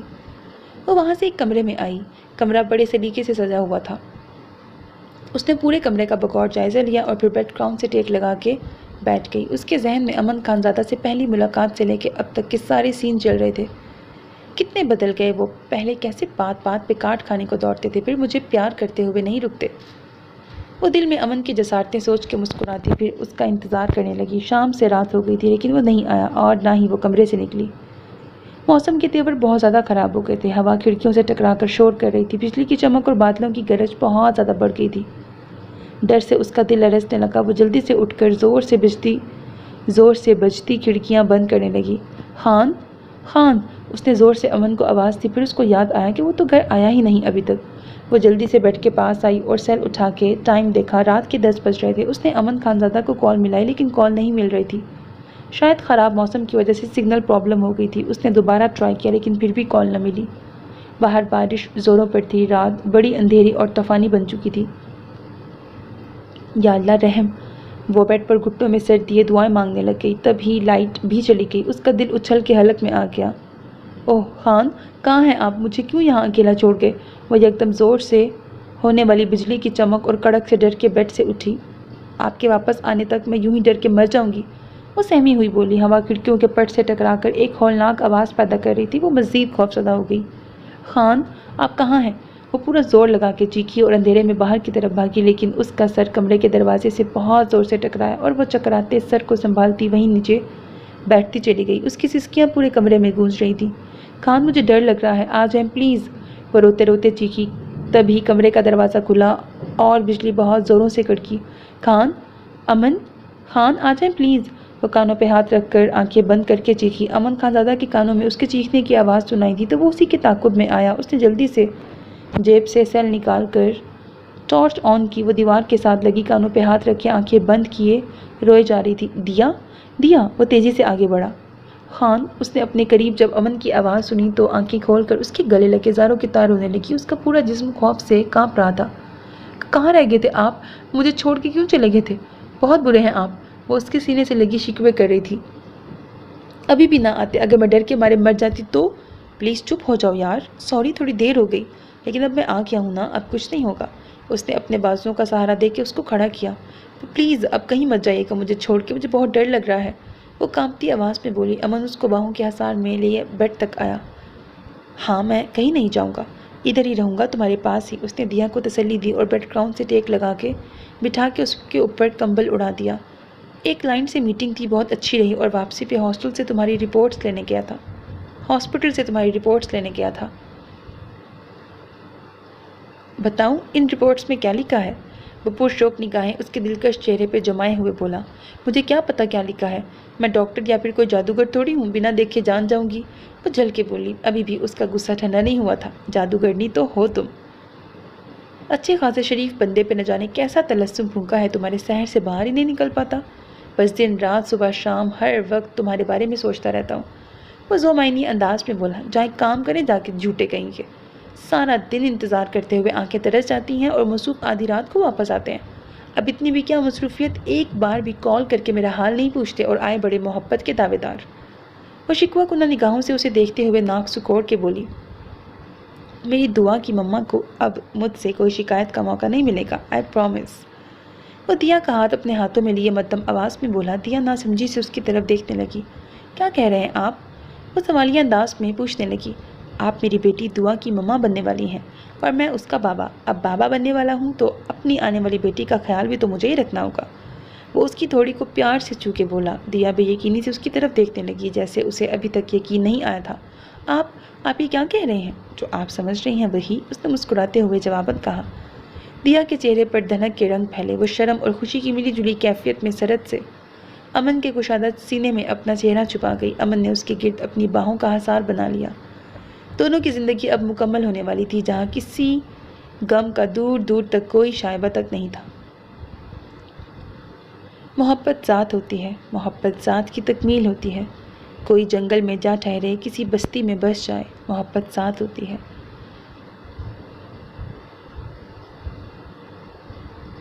محبت کے آکٹوپس نے اسے بری طرح جکڑ لیا تھا اور وہ خود کو اس سے چھڑوانے کے لیے کچھ بھی نہ کر سکا۔ روشنی اور اجالوں سے اسے سخت کھاٹ تھی، جسم کے آر پار ہوتی سورج کی روشنی اسے اپنی سب سے بڑی دشمن لگی۔ اسے اندھیروں سے محبت ہو گئی تھی، حالانکہ وہ روشنیوں میں جینے کا عادی تھا۔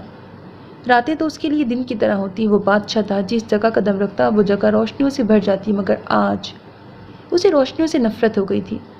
اس کے کمرے کی ہر برانڈڈ چیز ٹوٹی بکھری جا بجا پڑی ہوئی تھی، بیڈ شیٹ آدھی بستر پہ اور آدھی فرش کو سلامی پیش کر رہی تھی، بیڈ کے کشنز بکھرے پڑے تھے۔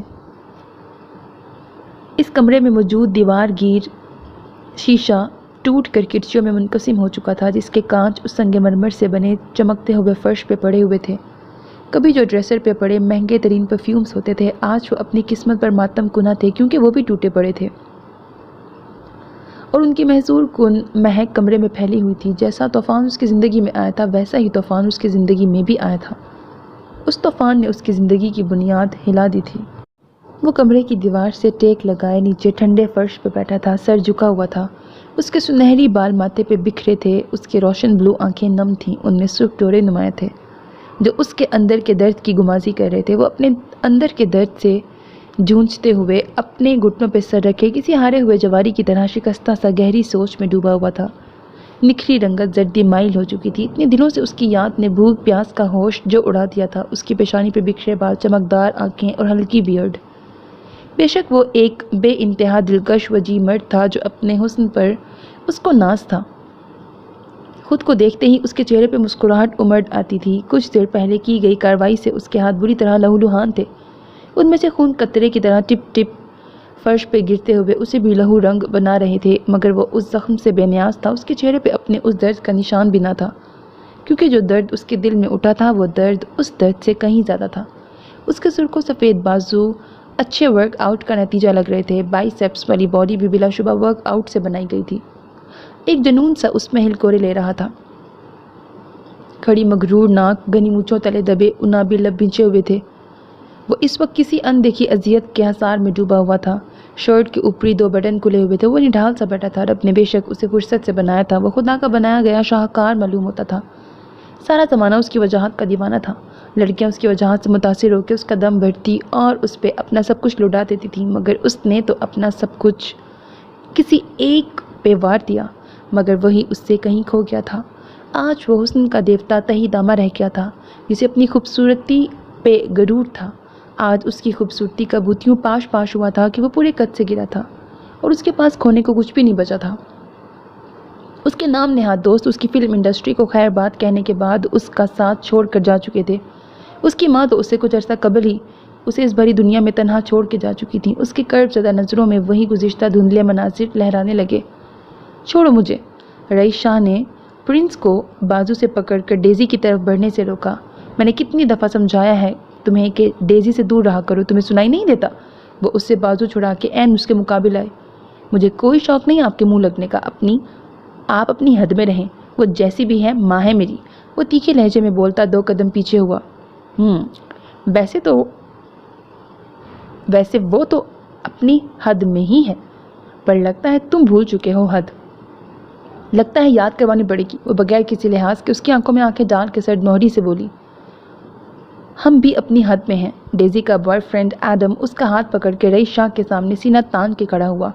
میں ابھی پولیس کو کال کرتا ہوں، رئیس شاہ نے جواباً کڑے تیوروں سے اسے گھورتے ہوئے دھمکیہ میز انداز میں کہا۔ وہ استہزائیہ انداز میں مسکراتا ہوا ڈیزی کی طرف مڑا۔ رئیس شاہ اپنے بیٹے پرنس کو بہت محبت سے دیکھ رہے تھے۔ گلفام میرے ساتھ چلو گے؟ نہیں، وہ گھبراہٹ چھپا کر تیزی سے بولا۔ گلفام تمہاری ماں اچھی عورت نہیں، دیکھو تمہارے باپ کو چھوڑ کے کسی غیر مرد کے ساتھ کھڑی ہے، میں اسے چھوڑ دوں گا، تم میرے ساتھ چلو۔ انہوں نے پرنس کی طرف ہاتھ بڑھایا۔ نہیں، ڈیزی نے اس کا ہاتھ مضبوطی سے تھام لیا۔ پرنس میں تمہاری ماں ہوں، تم مجھے چھوڑ کر کہیں نہیں جاؤ گے۔ یہ تمہارا نام نہاد باپ جسے صرف پیسے کمانے ہیں، اس کے لیے مجھ سے اور تم سے بڑھ کے اپنا بزنس ہے، اس نے کبھی تمہیں وقت دیا ہے؟ بولو پرنس۔ اس انسان نے مجھے وقت نہیں دیا، میرے حقوق پورے نہیں کیے، اسی لیے مجھے ایڈم کا سہارا لینا پڑا۔ اس کے ساتھ کبھی مت جانا، تم میرے بیٹے ہو، سمجھے؟ وہ اس کی طرف دیکھ کے چلائی۔ اپنے ماں باپ کی یہ بحث سننا اس کی زندگی کا معمول بن چکا تھا۔ سالوں بعد جب اس کے والد صاحب اس سے ملنے آتے تو وہ دونوں آپس میں یوں ہی لڑتے تھے۔ اس کی ماں ڈیزی نے کبھی اس پہ توجہ نہیں دی، سارا دن کئی پارٹی میں مصروف رہتی اور رات گئے اپنے بوائے فرینڈ کے ساتھ شراب کے نشے میں جھومتی ہوئی گھر واپس آتی۔ نہ تو کبھی اس کے باپ رئیس شاہ نے اس پہ توجہ دی اور نہ ہی کبھی ڈیزی نے۔ وہ اپنی ماں اور باپ کی توجہ اور پیار کو ترسا ہوا بچہ تھا۔ اس نے اپنی ایک الگ دنیا بنا لی جہاں اسے ترسے ہوئے پرنس کو توجہ اور پیار ملنے لگا۔ اسے لڑکیوں کا یوں توجہ اور پیار دینا، اسے سراہنا ایک نشے کی مانند لگنے لگا۔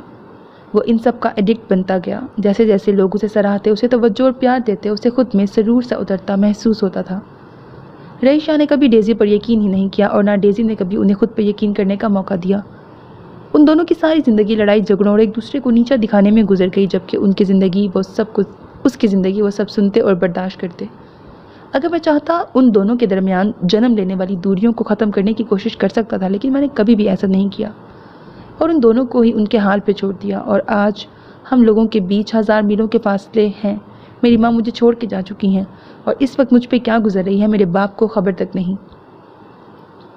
سب کچھ ایک پل میں بھول پانا آسان نہیں ہوتا۔ اس کے چہرے پہ گزرے وقت کی داستان رقم تھی جس کو چاہ کر بھی وہ بھول نہیں سکتا تھا۔ انسان کو سنبھلنے کے لیے ذرا سی ٹھوکر ہی کافی ہوتی ہے، اور وہ اسے اس وقت لگی ٹھوکر جب ہر طرف سے اسے واہ واہی مل رہی تھی۔ ہر صنف مخالف اس کے ارد گرد تتلیوں کی طرح منڈلاتی تھی، مگر وہ بھنورا صفت ڈال ڈال کا رس پینے والا ایک باحیا لڑکی کو دیکھ کے ٹھٹک گیا۔ دل نے پہلی بار اس کے دل پہ دستک تب دی جب اس لڑکی سے اس نے پہلی ملاقات میں اپنی بےہودہ خواہش کا اظہار کیا، تو جس طرح اس کی سرخ و سفید رنگت میں شرم کے باعث گلال ٹوٹ کے بکھرا، آج تک اس نے کسی لڑکی کو یوں شرماتے ہوئے نہیں دیکھا تھا۔ یہ سب اس کے دل کو چھو گیا۔ پھر اس نے اس کا ہاتھ تھامنے سے انکار کیا جب اس لڑکی نے نادیدہ اور نامناسب لباس زیب تن کرنے سے انکار کیا۔ اس کے سینے میں موجود دل پہلی بار یوں عجب تال پہ دھڑکا۔ اس لڑکی کے انکار کرنے پہ اس کے دل میں درد اٹھا، مگر اس درد میں بھی ایک نشہ تھا۔ اس کی ہر ادا دوسری لڑکیوں سے نرالی تھی۔ اس کی مٹھاس بھری آواز اس کے تن من کو جھنجھوڑنے لگی، اسے اپنی طرف کھینچنے لگی تھی، اور خود پہ چاہ کر بھی وہ قابو نہیں رکھ پایا، اس کی اور کھینچتا چلا گیا۔ اس کے دور ہوتے ہی تشنگی بڑھتی ہوئی محسوس ہوتی، وہ اسے پانے کی آرزو کرنے لگا۔ اسے امید تھی کہ وہ کبھی اسے انکار نہیں کر پائے گی۔ وہ مان بھی گئی، مگر اس کا یقین تب ٹوٹا جب وہ اچانک سے اسے بیچ منجھدار میں چھوڑ گئی۔ اس کا یقین غلط ثابت ہوا۔ وہ اس کا وہم و خیال ہی تھا کہ وہ اسے پا لے گا۔ شاید خدا کو اس کا امتحان مقصود تھا۔ وہ اس کی ایک ایک بات، ایک ایک یاد جو اس کے ذہن میں نقش تھی اسے یاد کرتا۔ اس کی سادگی، اس کی حیا، ادا، نزاکت، شوخ پن، اپنائیت، چاہت، خلوص، پیار، عبادت، کتنے وصف رکھتی تھی وہ اپنی ذات میں۔ تم نے آخری بار کہا تھا کہ تمہیں بے پردہ ہونے نہ دوں، تو آؤ دیکھو یار، میں نے وہ سب تہس نہس کر دیا، سب جلا ڈالا، ایک ایک ذرہ بھسم کر دیا جو تمہیں بے پردہ کرنے والا تھا، سب ثبوت مٹا دیا، سب ختم کر دیا، جو تم چاہتی تھی بالکل ویسا کر دیا۔ تم نے کہا تھا تم میری بنو گی، پھر کیوں مجھے چھوڑ گئی؟ کیوں؟ سنو نا، سن یارا، وہ حلق کے بل چلایا۔ اس کی دل سوز چیخیں سنسان گھر میں گونجنے لگیں۔ اپنے خون کو دیکھتے اشتعال کا ایک ابال اٹھا جو اس کے رگ و پے میں اٹھا تھا۔ جھٹکے سے اٹھتے اس نے زور سے ایک اور مکہ ٹوٹے شیشے پہ مار کر کرچیاں بکھیر دیں، اور اس کا زخمی ہاتھ مزید زخمی کر گئیں۔ خون پوری رفتار سے بہا تھا، مگر وہ رکے بغیر پے در پے وار کرتا چلا گیا۔ نہیں جا سکتی تم یوں، مجھے اکیلا چھوڑ کے کیسے جا سکتی ہو تم؟ واپس آ جاؤ۔ فرش پہ ٹوٹ کر ریزہ ریزہ ہوئی کرسیوں میں اپنا عکس دیکھتے وہ پوری طاقت سے چلایا کہ در و دیوار ہل گئے۔ اس کی وحشت زدہ نیلی آنکھیں اس وقت ایسے سرخی مائل دکھائی دے رہی تھی جیسے خون کا لاوا اگل رہی ہوں۔ کیوں گئی تم مجھ سے دور؟ آخر کیوں؟ مجھے ایک بار اپنی ناراضگی کی وجہ تو بتا جاتی، میں مر جاؤں گا تمہارے بنا۔ بلند آواز میں چیختے کئی آنسو اس کی آنکھوں سے بہتے گالوں پہ لڑک آئے، اور یہ تھی اس کی بے بسی کی انتہا۔ گھٹنوں کے بل فرش پہ گرتے وہ چیخ چیخ کر روتا چلا گیا۔ کیسی اذیت تھی ہے جس سے رہائی اب تمام عمر ممکن نہ تھی۔ وہ اسے کیسی ان دیکھی جہنم میں جھونک گئی تھی جس کی تپش سے اس کا پورا جسم جھلس رہا تھا، مگر اسے کسی طور بھی سکون میسر نہ تھا۔ مجھے نہیں، تمہارے بچے کو تمہاری ضرورت ہے، اسی لیے نہ جانے کیسے یہاں تک پہنچی ہوں۔ تم نام دو گی اسے، وہ تمہاری ذمہ داری ہے۔ ایک روتی چیختی آواز نے اس کی سماعتوں میں سیسا انڈیلا تھا جس کی تپش نے اس کا پورا وجود جلا کے راکھ کر دیا تھا۔ میں نے اس لڑکی کا دل دکھایا تھا جب میں طاقت کے نشے میں چور تھا، میں نے غرور میں بات کی تھی، کہیں اس نے تو مجھے بد دعا نہیں دی؟ نہیں، ایسا نہیں ہو سکتا۔ سن یارا، پلیز نہ کرو ایسا میرے ساتھ، مت دو جدائی کی سزا، لوٹ آؤ پلیز، ورنہ میں مر جاؤں گا، مت دو اتنی بڑی سزا، پلیز لوٹ آؤ۔ کانوں پر ہاتھ رکھتے وہ اذیت سے چیخا تھا، لہجے میں ٹوٹے کانچ کی چبھن تھی۔ میں مر جاؤں گا تمہارے بنا، I can't live without you, please come back. اذیت ناک آواز میں بڑبڑاتے ہوئے وہ درد سے بلبلا رہا تھا، لہجے میں پچھتاوا واضح دکھائی دے رہا تھا، مگر اب کیا ہو سکتا تھا؟ مجھے سکون نہیں مل رہا، میں کیا کروں؟ اس کی نظروں کے سامنے ثنا کا دوپٹے کے حالے میں لپٹا ہوا پر نور سا سادہ چہرہ دکھائی دیا۔ ہاں، نماز یاد آیا، وہ نماز پڑھتی تھی۔ وہ مدھم آواز میں خود سے بولا، اس کا اور میرا رب ایک ہی ہے، اگر وہ اس کی سنتا تھا تو میری بھی سنے گا۔ کیا رب مجھ جیسے گناہگار کی سنے گا؟ وہ کشمکش میں مبتلا تھا۔ مگر مجھے تو نماز ہی نہیں آتی۔ وہ دیوار سے ٹیک لگائے ہوئے تھا۔ کیا کروں؟ کہتے ہیں نا تم ایک قدم بڑھاؤ اپنے خدا کی طرف تو وہ 10 قدم بڑھاتا ہے۔ اس کی نیت نیک تھی، اس نے ایک قدم بڑھایا تو اس پاک ذات نے اسے سیدھی راہ دکھائی۔ پرنس کے ذہن میں یکلک جھماکا سا ہوا۔ میں نے ہمیشہ سوشل میڈیا کو رانگ وے میں استعمال کیا، آج اس کو پازیٹیو وے میں استعمال کروں گا۔ اس نے جھٹ سے پاکٹ سے موبائل نکالا اور یوٹیوب پہ نماز نکالی، پھر جائے نماز ڈھونڈنے لگا، مگر اتنے بڑے گھر میں اسے جائے نماز نہیں ملی۔ اس نے پہلے یوٹیوب سے وضو کرنے کا طریقہ ڈھونڈ کر بالکل ویسے ہی وضو کیا، پھر ایک صاف چادر بچھا کے نماز ادا کرنے کی کوشش کی۔ دعا کے لیے ہاتھ اٹھائے تو کتنی دیر ہی وہ سمجھ نہ پایا کہ دعا کیسے کی جائے یا دعا کیا کروں۔ اس کے ہاتھ خدا کی بارگاہ میں کپ کپانے لگے، آنسو لڑیوں کی مانند اس کی آنکھوں سے جاری ہوئے، دل پہ عجیب وجد کی کیفیت طاری تھی۔ آج زندگی میں پہلی بار اس نے نماز ادا کی تھی۔ ہاتھ دعا کے لیے کتنی دیر ہوا میں اٹھے رہے مگر لب سلے ہوئے تھے۔ وہ دھاڑے مار مار کر روتے ہوئے سجدے میں گر گیا۔ یا اللہ، آپ تو گناہگاروں کی بھی سنتے ہیں، سنا ہے آپ تو ایک توبہ کرنے والے سمندر کی جھاگ جتنے گناہ بھی معاف کر دیتے ہیں، مجھے بھی معاف کر دیں۔ میں اپنے گناہوں کی سچے دل سے مغفرت طلب کرتا ہوں، مجھے بخش دیں، اسے میرے نصیب میں لکھ دیں اے میرے رب۔ وہ خدا کے حضور گڑ گڑا کر کہہ رہا تھا، تو نے مجھ جیسے بد کردار کی زندگی میں اس پاکیزہ لڑکی کو بھیجا، تو جسے چاہے ہدایت عطا کرتا ہے۔ شاید وہ میری ہدایت کا ذریعہ بن کے آئی تھی، آپ نے اگر اسے میری زندگی میں بھیجا تھا تو اسے مسلسل بھی کر دے، یوں بھیج کر واپس کیوں لے لیا؟ شاید میری اتنی اوقات نہیں، میں نے کچھ زیادہ ہی مانگ لیا، مگر آپ تو سب کو عطا کرتے ہیں تو مجھے بھی کر دیجئے، اسے ہمیشہ کے لیے میرا کر دے، اس شفاف پاکیزہ لڑکی کو میرا مقدر کر دے۔ آنسو جائے نماز کو بھگونے لگے۔ کچھ دیر بعد اس نے سجدے سے سر اٹھایا تو جسم و روح میں اطمینان سا محسوس ہوا، جیسے وہ پروردگار سے اپنا دکھ بانٹ کر ہلکا پھلکا ہو گیا ہو۔ سورج کی سنہری روشنی چار سو پھیل چکی تھی، دن چڑھتے ہی سارا شہر بیدار ہو گیا تھا۔ اس کی آنکھوں پر بھی سورج کی سنہری روشنی پڑی اور اسے بری طرح چبھی تھی۔ اس نے جھٹ سے اپنی آنکھوں کے سامنے ہاتھ رکھا۔ دیا کچن میں موجود تھی اور وہیں سے آوازیں آ رہی تھیں۔ وہ اس آخری منظر کو ہمیشہ ہمیشہ کے لیے بھول جانا چاہتی تھی، مگر ہمیشہ ناکام رہتی۔ کل رات بھی بمشکل ہی اس کی آنکھ لگی، جب آنکھیں بند کرتی وہ نظروں کے سامنے آ جاتا۔ کمرے کے باہر سے آتی آوازوں پر اس نے نیند میں ڈوبی آنکھیں مل کر کھولنے کی کوشش کی۔ اس نے اپنے چہرے پہ بکھرے بالوں کو دونوں ہاتھوں سے ہٹایا تو اس کی سرخ و سفید رنگت واضح ہوئی، کچاؤ دار ہونٹ اور سیاہ غزالی آنکھیں۔ وہ نیند سے بیدار ہوتی اٹھ کے بیٹھی اور اپنے بالوں کو جوڑے کی صورت لپیٹنے لگی۔ آواز ابھی تک آ رہی تھی۔ وہ جلدی سے بیڈ سے اٹھی اور کمرے سے باہر بھاگی۔ کونین، اس نے زور سے آواز لگائی۔ کونین، کہاں ہو تم؟ اس نے سر کو جنبش دیتے ہوئے اپنے ارد گرد ڈھونڈنا چاہا، اسے سامنے نہ پا کے اس کے ماتھے پر پسینہ چمکنے لگا، دل فل سپیڈ میں دھڑک رہا تھا۔ بھم! اچانک اپنے کان کے پاس سے آتی تیز آواز پر وہ چلاتے ہوئے پیچھے مڑی۔ اچانک کونین کا بے ساختہ قہقہا اسے اپنے قریب سنائی دیا۔ اس نے جھٹ سے ڈر کے مارے بند کی گئی اپنی آنکھیں کھولیں۔ سامنے ہی کونین بلیک منی جینز اور ریڈ ٹی شرٹ پہنے، جس کے پہلے 2 بٹن کھلے ہوئے تھے، بال گیلے تھے، اس کا مطلب بالوں کو پانی لگا کر سیٹ کرنے کی کوشش کی گئی تھی، اپنی روشن بلو آئیز میں شرارت لیے اسے دیکھ رہا تھا۔ کونین، ڈرا دیا تم نے مجھے۔ ثنایا غصے سے اسے گھور رہی تھی۔ ماما لو یو، اس نے اپنی میٹھی زبان میں کہا اور ثنایا کا سارا غصہ جھاگ کی طرح بیٹھ گیا۔ Love you too my baby. Sanaya نے اپنی دونوں باہیں وا کیں تو وہ ان میں آن سمایا۔ یہ ماں بیٹے کا ملن ہو گیا ہو تو جلدی جلدی بریک فاسٹ کے لیے آ جائیں، سب آپ دونوں کا انتظار کر رہے ہیں۔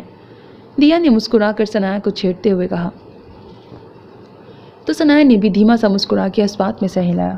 مما، میں امن ماموں جان کے پاس جا رہا ہوں، آپ بھی فیس واش کر کے آ جائیں۔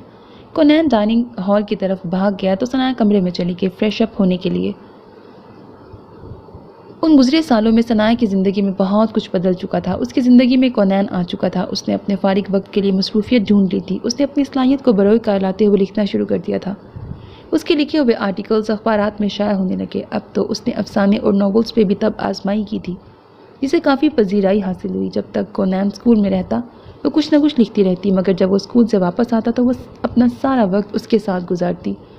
یوں زندگی گزر تو رہی تھی مگر کسی چیز کی کمی تھی، اور وہ کمی اس کی دل کی دنیا میں تھی۔ شاید اتنے سالوں سے وہ گھر پہ اکیلا تھا، نہ کسی سے ملنا، نہ بات کرنا، نہ کہیں جانا۔ تنہا اس بڑے سے گھر میں رہتے اس کی طبیعت بیزار ہونے لگی تھی۔ اب کہاں ترکی شہر جو کبھی سوتا نہیں تھا، اور کہاں یہ قید جیسی زندگی، اور وہ آزاد پنچھی تھا مگر اس نے خود اپنے آپ کو اس قید کا عادی بنا لیا تھا۔ وہ باہر کی رنگینیوں سے کٹ کے رہ گیا تھا۔ ان گزرے سالوں میں اس میں بہت سی تبدیلیاں رونما ہوئی تھیں۔ وہ سر تپا بدل گیا تھا۔ وہ آج اپنا یہ گھر چیریٹی کیے پاکستان واپس جا رہا تھا۔ بے شک اس کے والد اور اس کی گرینڈ مام سعدیہ بیگم وہاں تھیں جو اس سے بہت پیار کرتی تھیں۔ وہ اب اپنی ضعیف العمری کے آخری مراحل میں داخل ہو چکی تھی، اسے بار بار یاد کرتی تھی۔ ایک وہی رشتہ تو بچا تھا اس کے پاس۔ اس نے سوچا کہ وہ ان کے آخری وقت میں ان کا ساتھ ضرور دے گا، اسی لیے آج وہ پاکستان کے لیے نکل رہا تھا۔ ہیزل کایا جب ثنایا سے مل کے ہوٹل سے باہر نکلی اور اپنی گاڑی سے واپس گھر کی طرف جا رہی تھی، تبھی راستے میں اس کا بھیانک ایکسیڈنٹ ہو گیا اور آج وہ پیرالائزڈ ہو کے ہاسپٹل کے بستر پہ پڑی تھی۔ پرنس نے جب شروعات میں ثنایا کو ڈھونڈا تب اسے پتہ چلا کہ ہیزل کایا اور ثنایا کے درمیان میں کچھ بات ہوئی تھی ہوٹل کی لابی میں۔ پہلے تو پرنس کو حیرت نے آن گھیرا کہ ثنایا اور ہیزل کایا کا آپس میں کیا تعلق، پھر یہ سوچا کہ ایک ہی انڈسٹری سے ہی تو جان پہچان تو بن جاتی ہے، ضرور ہیزل کایا کو پتہ ہوگا کہ وہ کہاں ہوگی۔ وہ اس سے ثنایا کے بارے میں پوچھنے کے لیے گیا تھا۔ کیوں بتاؤں میں تمہیں اس کے بارے میں؟ وہ ہذیانی انداز میں چلا کے بولی۔ جس طرح میں تمہارے بنا تڑپ تڑپ کے مر رہی ہوں، یہی چاہتی ہوں کہ تم بھی اس کے بنا تڑپ تڑپ کے مر جاؤ۔ دیکھو ہیزل کایا، مجھے بد دعا مت دو، میری زندگی اس سے مشروط ہے، پلیز بتا دو مجھے کہاں ہے وہ، پرنس نے التجائیہ انداز میں پوچھا۔ ہیزل کایا پرنس کے اس لہجے کی کہاں آتی تھی، وہ اس کا بدلہ رویہ دیکھ کر دم بخود رہ گئی۔ وہ مغرور پرنس تو کہیں نہیں تھا، وہ تو پیار میں ہارا ہوا انسان تھا جو اپنا سب کچھ کھو بیٹھا تھا اور اس کے سامنے منت کر رہا تھا۔ ہیزل کایا نے آنکھیں موند لیں اور فقط اتنا کہا، میں نہیں جانتی وہ کہاں ہوگی، شاید پاکستان واپس چلی گئی ہو کیونکہ وہ وہیں سے آئی تھی، اس سے آگے میں کچھ نہیں جانتی۔ اسے احساس ہو چکا تھا کہ اس نے ثنایا کے ساتھ غلط کیا ہے جس کی اسے سزا ملی ہے۔ پرنس کے وہاں سے جاتے ہی وہ اپنی حالت پہ پھوٹ پھوٹ کے رونے لگی، اور وہ کر بھی کیا سکتی تھی رونے کے سوا۔ خان اب اٹھ بھی جائیں، اتنی دیر سے آپ کو جگا رہی ہوں میں۔ رات کو امن اور دیا کی ویڈنگ اینیورسری تھی جو کہ ان لوگوں نے بہت اہتمام کے ساتھ منائی تھی، اس لیے وہ رات کو لیٹ سوئے تھے، لیکن پھر بھی وہ صبح جلدی اٹھ گئی تھی اور اب نماز پڑھ کے امن کو اٹھانے کے لیے آوازیں دیے جا رہی تھی، لیکن وہ تھا کہ اٹھنے کا نام ہی نہیں لے رہا تھا۔ اب میں آپ کو آخری بار جگا رہی ہوں، اس نے دھمکی دینے والے انداز میں کہا، لیکن جواب ندارت۔ جواب نہ پا کر اس نے آہستہ سے اپنا ہاتھ آگے بڑھا کے اس کے چہرے کو تپ تپایا تو اس نے جھٹ سے آنکھیں کھولی اور اس کے ہاتھ کو پکڑ کر اپنی طرف کھینچا۔ وہ کٹی ہوئی ڈال کی مانند سیدھی اس کے اوپر آ گری۔ ارے آپ تو جاگ رہے ہیں؟ وہ حیران ہوئی۔ ہاں جی میں جاگ رہا تھا، وہ معصومیت سے بولا اور اٹھ کے بیک گراؤنڈ سے ٹیک لگا کے خود بھی بیٹھ گیا اور اس کو بھی اپنے ساتھ بٹھا لیا۔ تو آپ میری آواز پہ اٹھ کیوں نہیں رہے تھے؟ اس نے حیرت سے آنکھیں پھیلائیں۔ بہت عجیب ہیں آپ بھی، اس نے آہستگی سے کہا، میں انتظار کر رہا تھا کہ تم پاس کب آتی ہو۔ وہ آہستہ سے مسکرایا۔ دیا کو اس کا موڈ بہت فریش لگ رہا تھا۔ پاس آنے کا انتظار؟ اسے اچنبھا ہوا۔ ہاں نا، لیکن کیوں؟ اس کو سمجھ تو آ گئی تھی لیکن پھر بھی وہ جان کے انجان بن گئی۔ ان کی شادی کو 5 سال ہو گئے تھے اور ان کچھ سالوں میں کافی کچھ بدل گیا تھا۔ اب اس کی زندگی اپنے والدین کے علاوہ دیا اور دعا سے شروع ہو کے انہی پہ ختم ہوتی تھی۔ شروع میں جو کچھ بھی ہوا تھا امن خانزادہ نے اپنے پیار سے اور اپنے رویے سے اس کے آثار تک ختم کر دیے تھے۔ تمہیں تھینکس بولنے کے لیے؟ اف، پھر سے تھینکس؟ آپ مجھے روز تھینکس بول کے تھکتے نہیں؟ وہ چڑ ہی تو گئی تھی۔ بالکل بھی نہیں۔ اس نے دیا کو پھر سے اپنی باہوں کے گھیرے میں لے لیا۔ تو پھر کریں تھینکس، میں ہمتن گوش ہوں۔ اس نے بڑے شاہانہ انداز میں بالوں کو جھٹک کر اس کے کندھے پہ سر رکھ کے کہا، وہ بھی اس کی شرارت سمجھ گیا تھا۔ تھینکس مسز امن خانزادہ، مجھے اتنا خوبصورت تحفہ دینے کے لیے اور میری زندگی کو اتنا حسین بنانے کے لیے۔ وہ اس کے بالوں پہ اپنے لب رکھ کے بولا، دیا تم نے میری زندگی میں آ کے اسے صبح کے سویرے کی طرح روشن کر دیا۔ تم مجھے نہ ملتی تو شاید ابھی تک میں ویسے ہی بے رنگ زندگی جی رہا ہوتا۔ وہ کھویا کھویا سا بول رہا تھا۔ آج بہت دنوں کے بعد اس کے لہجے میں پھر سے دکھ واضح جھلک رہا تھا۔ خانہ بہت اچھے ہیں، اس لیے خدا نے آپ کو اچھا ہمسفر ہی نوازتا تھا، میں نہیں تو کوئی اور صحیح۔ دیا اس کے لہجے کی افسردگی دور کرنے کے لیے آخری بات شرارت سے بولی۔ صحیح کہہ رہی ہو تم، مگر مجھے تو یہی بیوی چاہیے، اس دنیا میں بھی اور اگلے جہان میں بھی، یعنی کہ آپ وہاں بھی میرا پیچھا نہیں چھوڑنے والے۔ وہ بیڈ سے اٹھ کے کھڑی ہو گئی اور اپنے ازلی شرارتی انداز میں اس کا موڈ فریش کرنے کے لیے بولی، بالکل بھی نہیں۔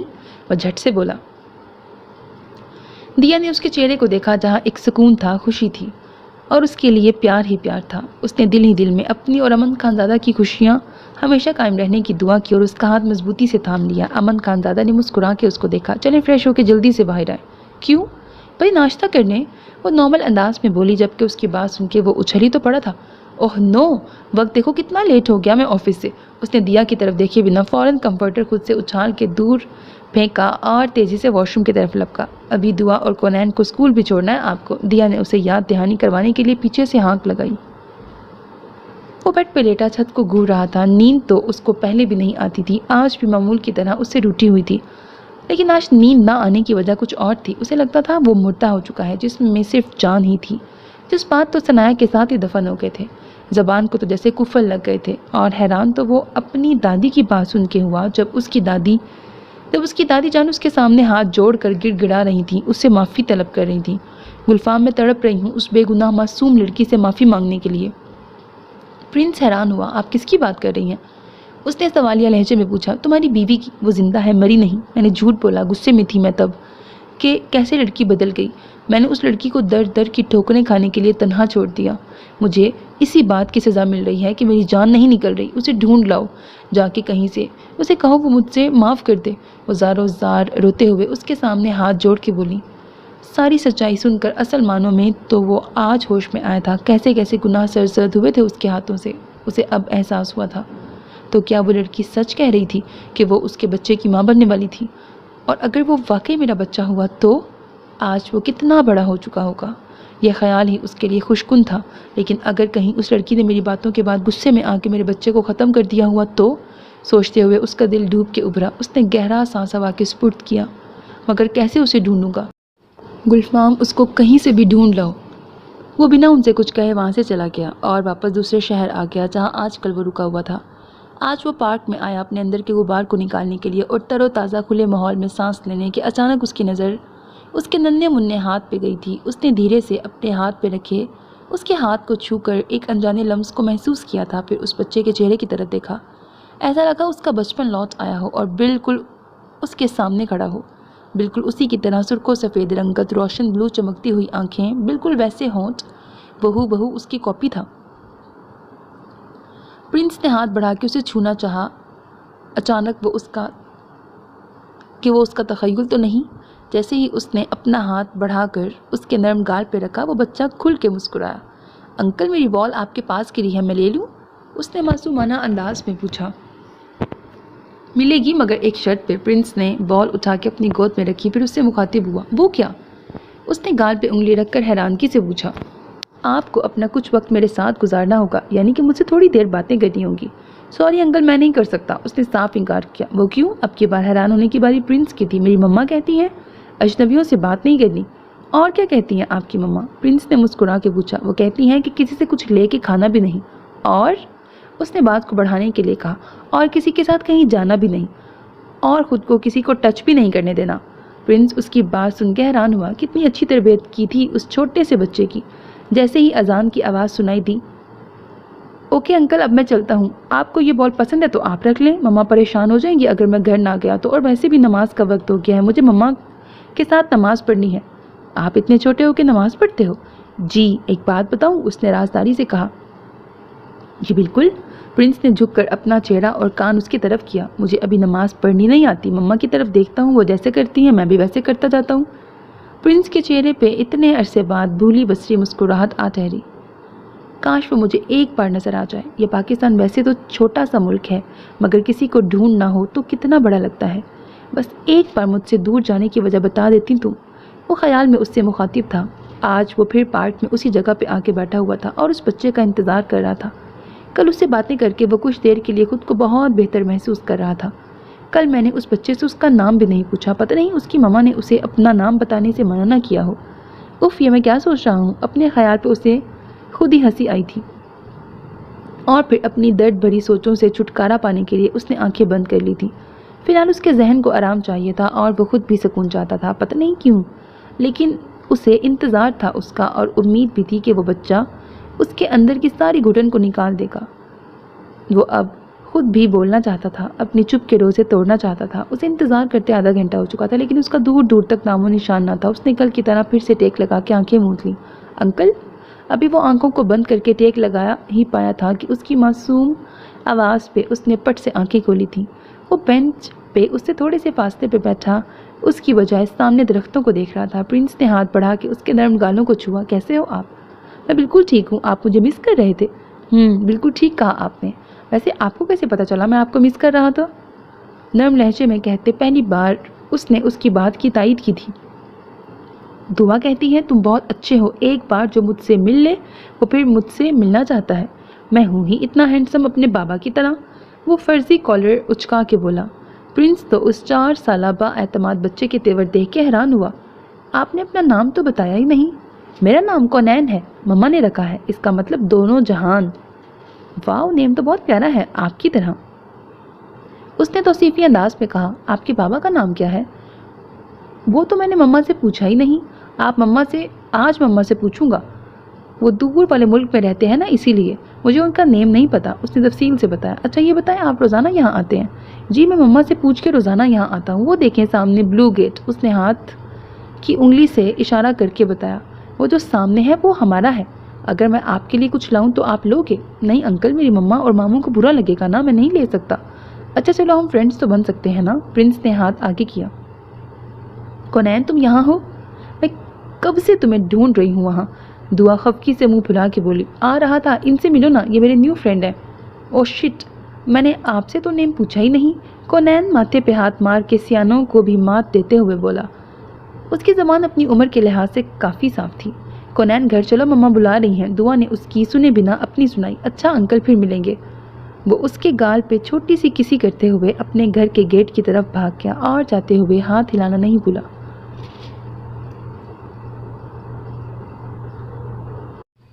آج وہ مزار شریف پر آیا تھا۔ وہاں کی بنی سنگ مرمر کی روش پر ننگے پاؤں چل کے اندر آیا۔ پہلی بار اس نے کسی پاک مقام پہ قدم رکھا، دل پہ عجیب سرور کی کیفیت طاری ہو گئی، قدم بری طرح لڑکھڑا گئے۔ اس کا جسم کپ کپا رہا تھا۔ مجھ جیسا گناہ گار انسان کیا یہاں قدم دھرنے کا اہل ہے؟ اس نے خود سے سوال کیا۔ جواب نہیں میں پا کر اس کا چہرہ لٹھے کی مانند سفید تھا اور رگوں میں خون منجمد ہوتا ہوا محسوس ہوا۔ سیڑھیاں چڑھتے ہی سامنے درگاہ کا احاطہ تھا، جس کا صحن وسیع و عریض تھا۔ ایک طرف ان کی چلا گاہ تھی۔ احاطے میں کچھ لوگ نوافل ادا کر رہے تھے تو کچھ بیٹھے قرآن پاک کی تلاوت میں مشغول تھے۔ وہ لڑکھڑاتے قدموں کے ساتھ چلتا ان کے مخصوص احاطے میں آیا اور جالی پہ ہاتھ رکھے اسے مضبوطی سے تھام گیا۔ میں تو بدکار انسان ہوں، آپ خدا سے میری سفارش کریے گا، مجھے اپنے گناہوں کی معافی مل جائے، میرے دل میں جس کی تڑپ ہے وہ مل جائے مجھے۔ دعا مانگتے ہوئے اس کا بدن پسینے سے شرابور ہو گیا۔ اس دنیا میں آنے کا مقصد جان، اس خدا کو خوش کر، وہ تجھے خوش کر دے گا۔ کسی بزرگ کی آواز اسے اپنے بہت قریب سے آئی۔ اس نے فوراً آنکھیں کھولی، مگر اس کے قریب کوئی بھی نہیں تھا۔ اس نے وہی نماز ظہر ادا کی۔ نماز پنجگانہ ادا کرنا اس کے معمولات میں شامل ہو چکا تھا۔ وہ پابندی سے ان گزرے سالوں میں نماز اچھے سے سیکھ کر ادا کرنے لگا تھا۔ وہ جیسے ہی مزار کے احاطے سے باہر نکل کے پارکنگ کی طرف بڑھا، ٹھٹک کے وہیں رک گیا۔ کیا دعائیں یوں بھی پوری ہوتی ہیں؟ اللہ تعالیٰ اتنے قریب سے بھی سنتا ہے؟ آج اسے یقین ہو گیا تھا، اس کی ذات پر ناممکن کو ممکن بنا دینے کی صلاحیت رکھتی ہے۔ بے شک وہ بہت رحیم و کریم ہے۔ وہ بالکل اس کے سامنے کھڑی تھی، ہاتھوں میں پھولوں کی چادر لیے۔ ثناء کی نظریں بھی بیک وقت اس سے ملی۔ منظر جیسے وہیں تھم گیا، ہوائیں رک گئیں، ہر شے اپنی جانب اپنی جگہ جم گئی۔ ثناء نے اپنی پلکیں جھپکی تھیں پھر کھولی تھیں، جیسے یقین کرنا چاہ رہی ہو کہ کیا جو اس کے سامنے ہے وہ حقیقت ہے۔ وائٹ کلر کی کھدر کی شلوار قمیض پہنے، بازوؤں کو فولڈ کیے، کلائی میں گھڑی باندھے، ماتھے پہ لاپرواہی سے سنہرے بال گرائے، آنکھوں میں جذبوں کا طوفان لیے بڑے غور سے وہ اسے دیکھ رہا تھا، جیسے وہ بھی یقین کرنا چاہتا تھا اس کے ہونے کا۔ وہ پتھر کی بن چکی تھی۔ اسے لگ رہا تھا شاید جیسے اب وہ سانس بھی نہیں لے پائے گی۔ اس کے دل سے ہوک اٹھی کہ کاش وہ حقیقت ہو۔ پرنس نے بڑے غور سے اس مومی مجسمے کو سر تا پا تفصیلی نگاہوں سے دیکھا۔ لائٹ پنک کلر کی لانگ فراک میں ملبوس، سر پہ اچھے سے ہم رنگ دوپٹہ سلیقے سے جمائے، آج بھی وہ اتنی ہی دلکش اور منموہنی لگی جتنی وہ آج سے 4 سال پہلے تھی۔ اس کا سراپا آنکھوں میں اتارتے ہوئے پرنس کو اپنی دھڑکنوں کا شمار کرنا مشکل ہوا۔ ایسے لگ رہا تھا جیسے دل سینے سے نکل کے باہر آ جائے گا۔ وہ میسمرائز ہو گیا، جیسے ارد گرد کچھ تھا ہی نہیں اس کے سوا۔ وہ قدم قدم چلتا اس کی طرف بڑھا تھا، جبکہ پاؤں خوشی سے لڑکھڑا رہے تھے۔ وہ بنا سوچے سمجھے اس کی طرف بھاگنے کے انداز میں بڑھا۔ ثناء جو اپنی جگہ ساکت کھڑی تھی، اچانک اس کی آنکھوں نے وہ خوفناک منظر دیکھا جس کی کبھی اس نے تمنا بھی نہ کی تھی اور نہ کبھی سوچا تھا۔ ایک تیز رفتار گاڑی نے اسے ٹھوکر ماری اور وہ ہوا میں اچھل کے دور جا گرا۔ ثناء ڈر کے مارے اپنے دونوں ہاتھ اپنی آنکھوں پہ رکھے اور دھواں دھار رونے لگی۔ بس چند لمحوں میں سارا منظر بدل گیا۔ دل، موسم، منظر یکدم سب ویران ہو گئے۔ بہت درد ہو رہا ہے؟ اسے ابھی تھوڑی دیر پہلے ہی ہوش آیا تھا۔ اب اسے ICU سے وارڈ میں شفٹ کر دیا گیا تھا۔ ثناء چلتے ہوئے اس کے قریب آئی اور اس کا حال دریافت کیا۔ اس درد کے بدلے میں تمہیں واپس پایا ہے میں نے۔ تم میری زندگی ہو اور میری زندگی کی قیمت یہ چند زخم ہیں تو یہ قیمت بہت کم ہے۔ سن یارا، کیسے ہیں؟ अपनी ज़िंदगी के सामने हूँ, ज़िंदगी को पाकर कैसा हो सकता हूँ। सनाया कुछ देर वहीं नज़रें झुकाए चुपचाप खड़ी रही। मुझसे और बर्दाश्त नहीं हो रहा सुनियारा, प्लीज़ कुछ कहो। अगर मुझसे गलती हुई है तो मुझे सज़ा दो, मगर खुदारा मुझे चुप की मार मत मारो। प्रिंस ने उसका हाथ अपने कैनोला लगे हाथ में लेकर नरमी से कहा, अगर सनाया आपको सज़ा देगी तो दर्द तो आपकी सुनियारा को ही होगा ना? होगा ना? उसने संभालिया नज़रों से देखते हुए पूछा। आप हर बार मुझे इतना दुख क्यों देते हैं? मैंने तो आपको दुख देने का कभी सोचा भी नहीं। आई एम सो सॉरी, मैं हर बार ही तुम्हारे साथ बहुत गलत कर जाता हूँ, तुम्हें दुख देने की वजह बन जाता हूँ। मैं बहुत बुरा हूँ, सबको ही दुख देता हूँ, प्लीज़ तुम मुझे माफ़ कर दो। उसने सनाया के चेहरे को अपने हाथों में लेकर उसकी आंखों से आंसू साफ करते हुए नदामत से कहा, हाँ वाकई आप बहुत बुरे हैं, मैंने आपसे कोई बात नहीं करनी अब। वो उसका हाथ छोड़कर खुद भी उससे दूर हटी। सुनियारा प्लीज़ मेरी बात सुनो ना, प्लीज़। उसने मुल्तजी लहजे में सनाया की तरफ देखा। नहीं सुननी अभी कोई भी बात। वो उससे दूर जाने लगी। इधर मेरी तरफ देखो प्लीज़, एक बार मेरी बात सुन लो। वो उससे सारी बातें करना चाहता था। मैंने तुम्हारे साथ जो भी किया उसमें सरासर मेरी गलती है, ये मैं मानता हूँ। मैंने तुम्हें उस जुर्म की सज़ा दी जो तुमने कभी किया ही नहीं। तब मेरा दिमाग दुरुस्त नहीं था, मैं तुम्हारे साथ वो सब करता गया। मैं अपने किए पे बहुत शर्मिंदा हूँ, मुझे माफ़ कर दो प्लीज़। सनाया ने उसके चेहरे की तरफ देखा जहाँ शर्मिंदगी थी, दुख था। कैसे कर दूँ मैं आपको माफ़? बहुत गहरे ज़ख्म दिए हैं आपने मुझे। ना चाहते हुए भी एक बार फिर से उसकी आंखों से आंसू छलक पड़े। जानता हूँ बहुत मुश्किल है किसी को माफ़ करना, लेकिन क्या मैं प्यार के काबिल नहीं था? क्या इतना बुरा हूँ मैं? उससे सवाल कर रहा था। उसके लहजे में दुख सदर आया। सनाया के दिल को कुछ हुआ। नहीं, आप प्यार के काबिल हैं, वो एकदम से बोली। इस वक्त वो बहुत दुखी और शर्मिंदा सा लग रहा था, जो कि सनाया को अच्छा नहीं लग रहा था, क्योंकि जिससे इंसान प्यार करता है ना, तो उसको दुखी देख सकता है और ना ही उस तरह से शर्मिंदा। तो फिर उस गुनाहगार को माफ़ करके अपने काबिल बना दो प्लीज़, उसने इल्तिजा की। सनाया ने रोते हुए अस्पात में सर हिलाया तो प्रिंस के जर्दी माइल चेहरे पे खुशी की लहर दौड़ गई। जानती हो मैं बहुत खुश नसीब हूँ जो तुम मेरी ज़िंदगी में आई हो, मुझे सर तापा बदल के रख दिया। देखो तुम्हारी मोहब्बत में मैं क्या से क्या बन गया, तुम्हारी मोहब्बत में मैंने खुदा को पा लिया। खुश नसीब तो मैं हूँ जो आप मुझसे मोहब्बत करते हैं। सनाया दुपट्टे के पल्लू से अपने आंसू पूंछ के बोली। ऐसे लगता है जैसे मैं कोई ख्वाब देख रहा हूँ। और सनाया का नरम गर्म सा हाथ हल्का सा दबा के बोला, इस बार की ख्वाब नहीं हकीकत है। तुमने मेरा इंतज़ार किया है ना? कहीं तुमने किसी और से शादी तो नहीं? प्रिंस ने कब से दिल में मचलता हुआ सवाल ज़बान पे लाया। आपका ही इंतज़ार था। उसने उस बदले हुए इंसान को मज़ीद आजमाइश से बचाते हुए उम्मीद का नया सिरा थमाया। जब खुदा किसी इंसान को देने पे एक लम्हा नहीं लगाता तो वो तो एक इंसान थी, फिर कैसे ना उसे माफ़ करती उसके किए को। मुझे माफ़ कर दो, मगर अब कभी मुझे छोड़ के मत जाना, वादा करो। उसने सनाया के सामने अपनी कुशादा हथेली फैलाई। वादा? वो नम आंखों से उसे देखते हुए बोली, शादी करोगी ना मुझसे? इसकी ज़रूरत नहीं, वो तो आज से 5 साल पहले ही हो चुकी है। उसकी बात क्या थी, गोया बॉम्ब था जो उसने प्रिंस के सर पे फोड़ा था। ओह, यानी कि तुम वही? उसने फक्त निगाहों से सनाया की तरफ देखा। सनाया की इस बात में सर हिलाते उसे अपने तमाम सवालों का जवाब मिल चुका था। प्रिंस की आंखों से आंसू रवा हो गए। मैंने बहुत ज़्यादतियाँ की तुम्हारे साथ, मैं इस काबिल तो नहीं, लेकिन अगर हो सके तो मुझे माफ़ कर दो। इससे पहले कि वो सनाया के सामने हाथ जोड़ता, सनाया ने नफ़ी में सर हिलाया और उसके हाथ थाम लिए। देखें, गलतियाँ हमेशा इंसानों से ही होती हैं और इंसान ही अपनी गलतियों को तस्लीम करके उसको सुधारते हैं, और बेहतर इंसान वही होता है जो अपनी गलतियों से सीखता है। हम दोनों ने अपनी गलतियों से सीखा और उन्हें सुधारने की कोशिश की। हम दोनों खुशकिस्मत हैं जो खुदा पाक ने हमें हदायत दी। वो शगुफ्तगी से बोली। प्रिंस ने उसकी बात पे तायदी अंदाज में सर हिलाया। वो दोनों आसूदगी से मुस्कुरा दिए। नैन देखो और पहचानो ये कौन है। कोनैन जो अभी थोड़ी देर पहले अमन के साथ हॉस्पिटल आया था, वार्ड में दाखिल हुआ तो सनाया ने उससे पूछा। अस्सलाम वालेकुम।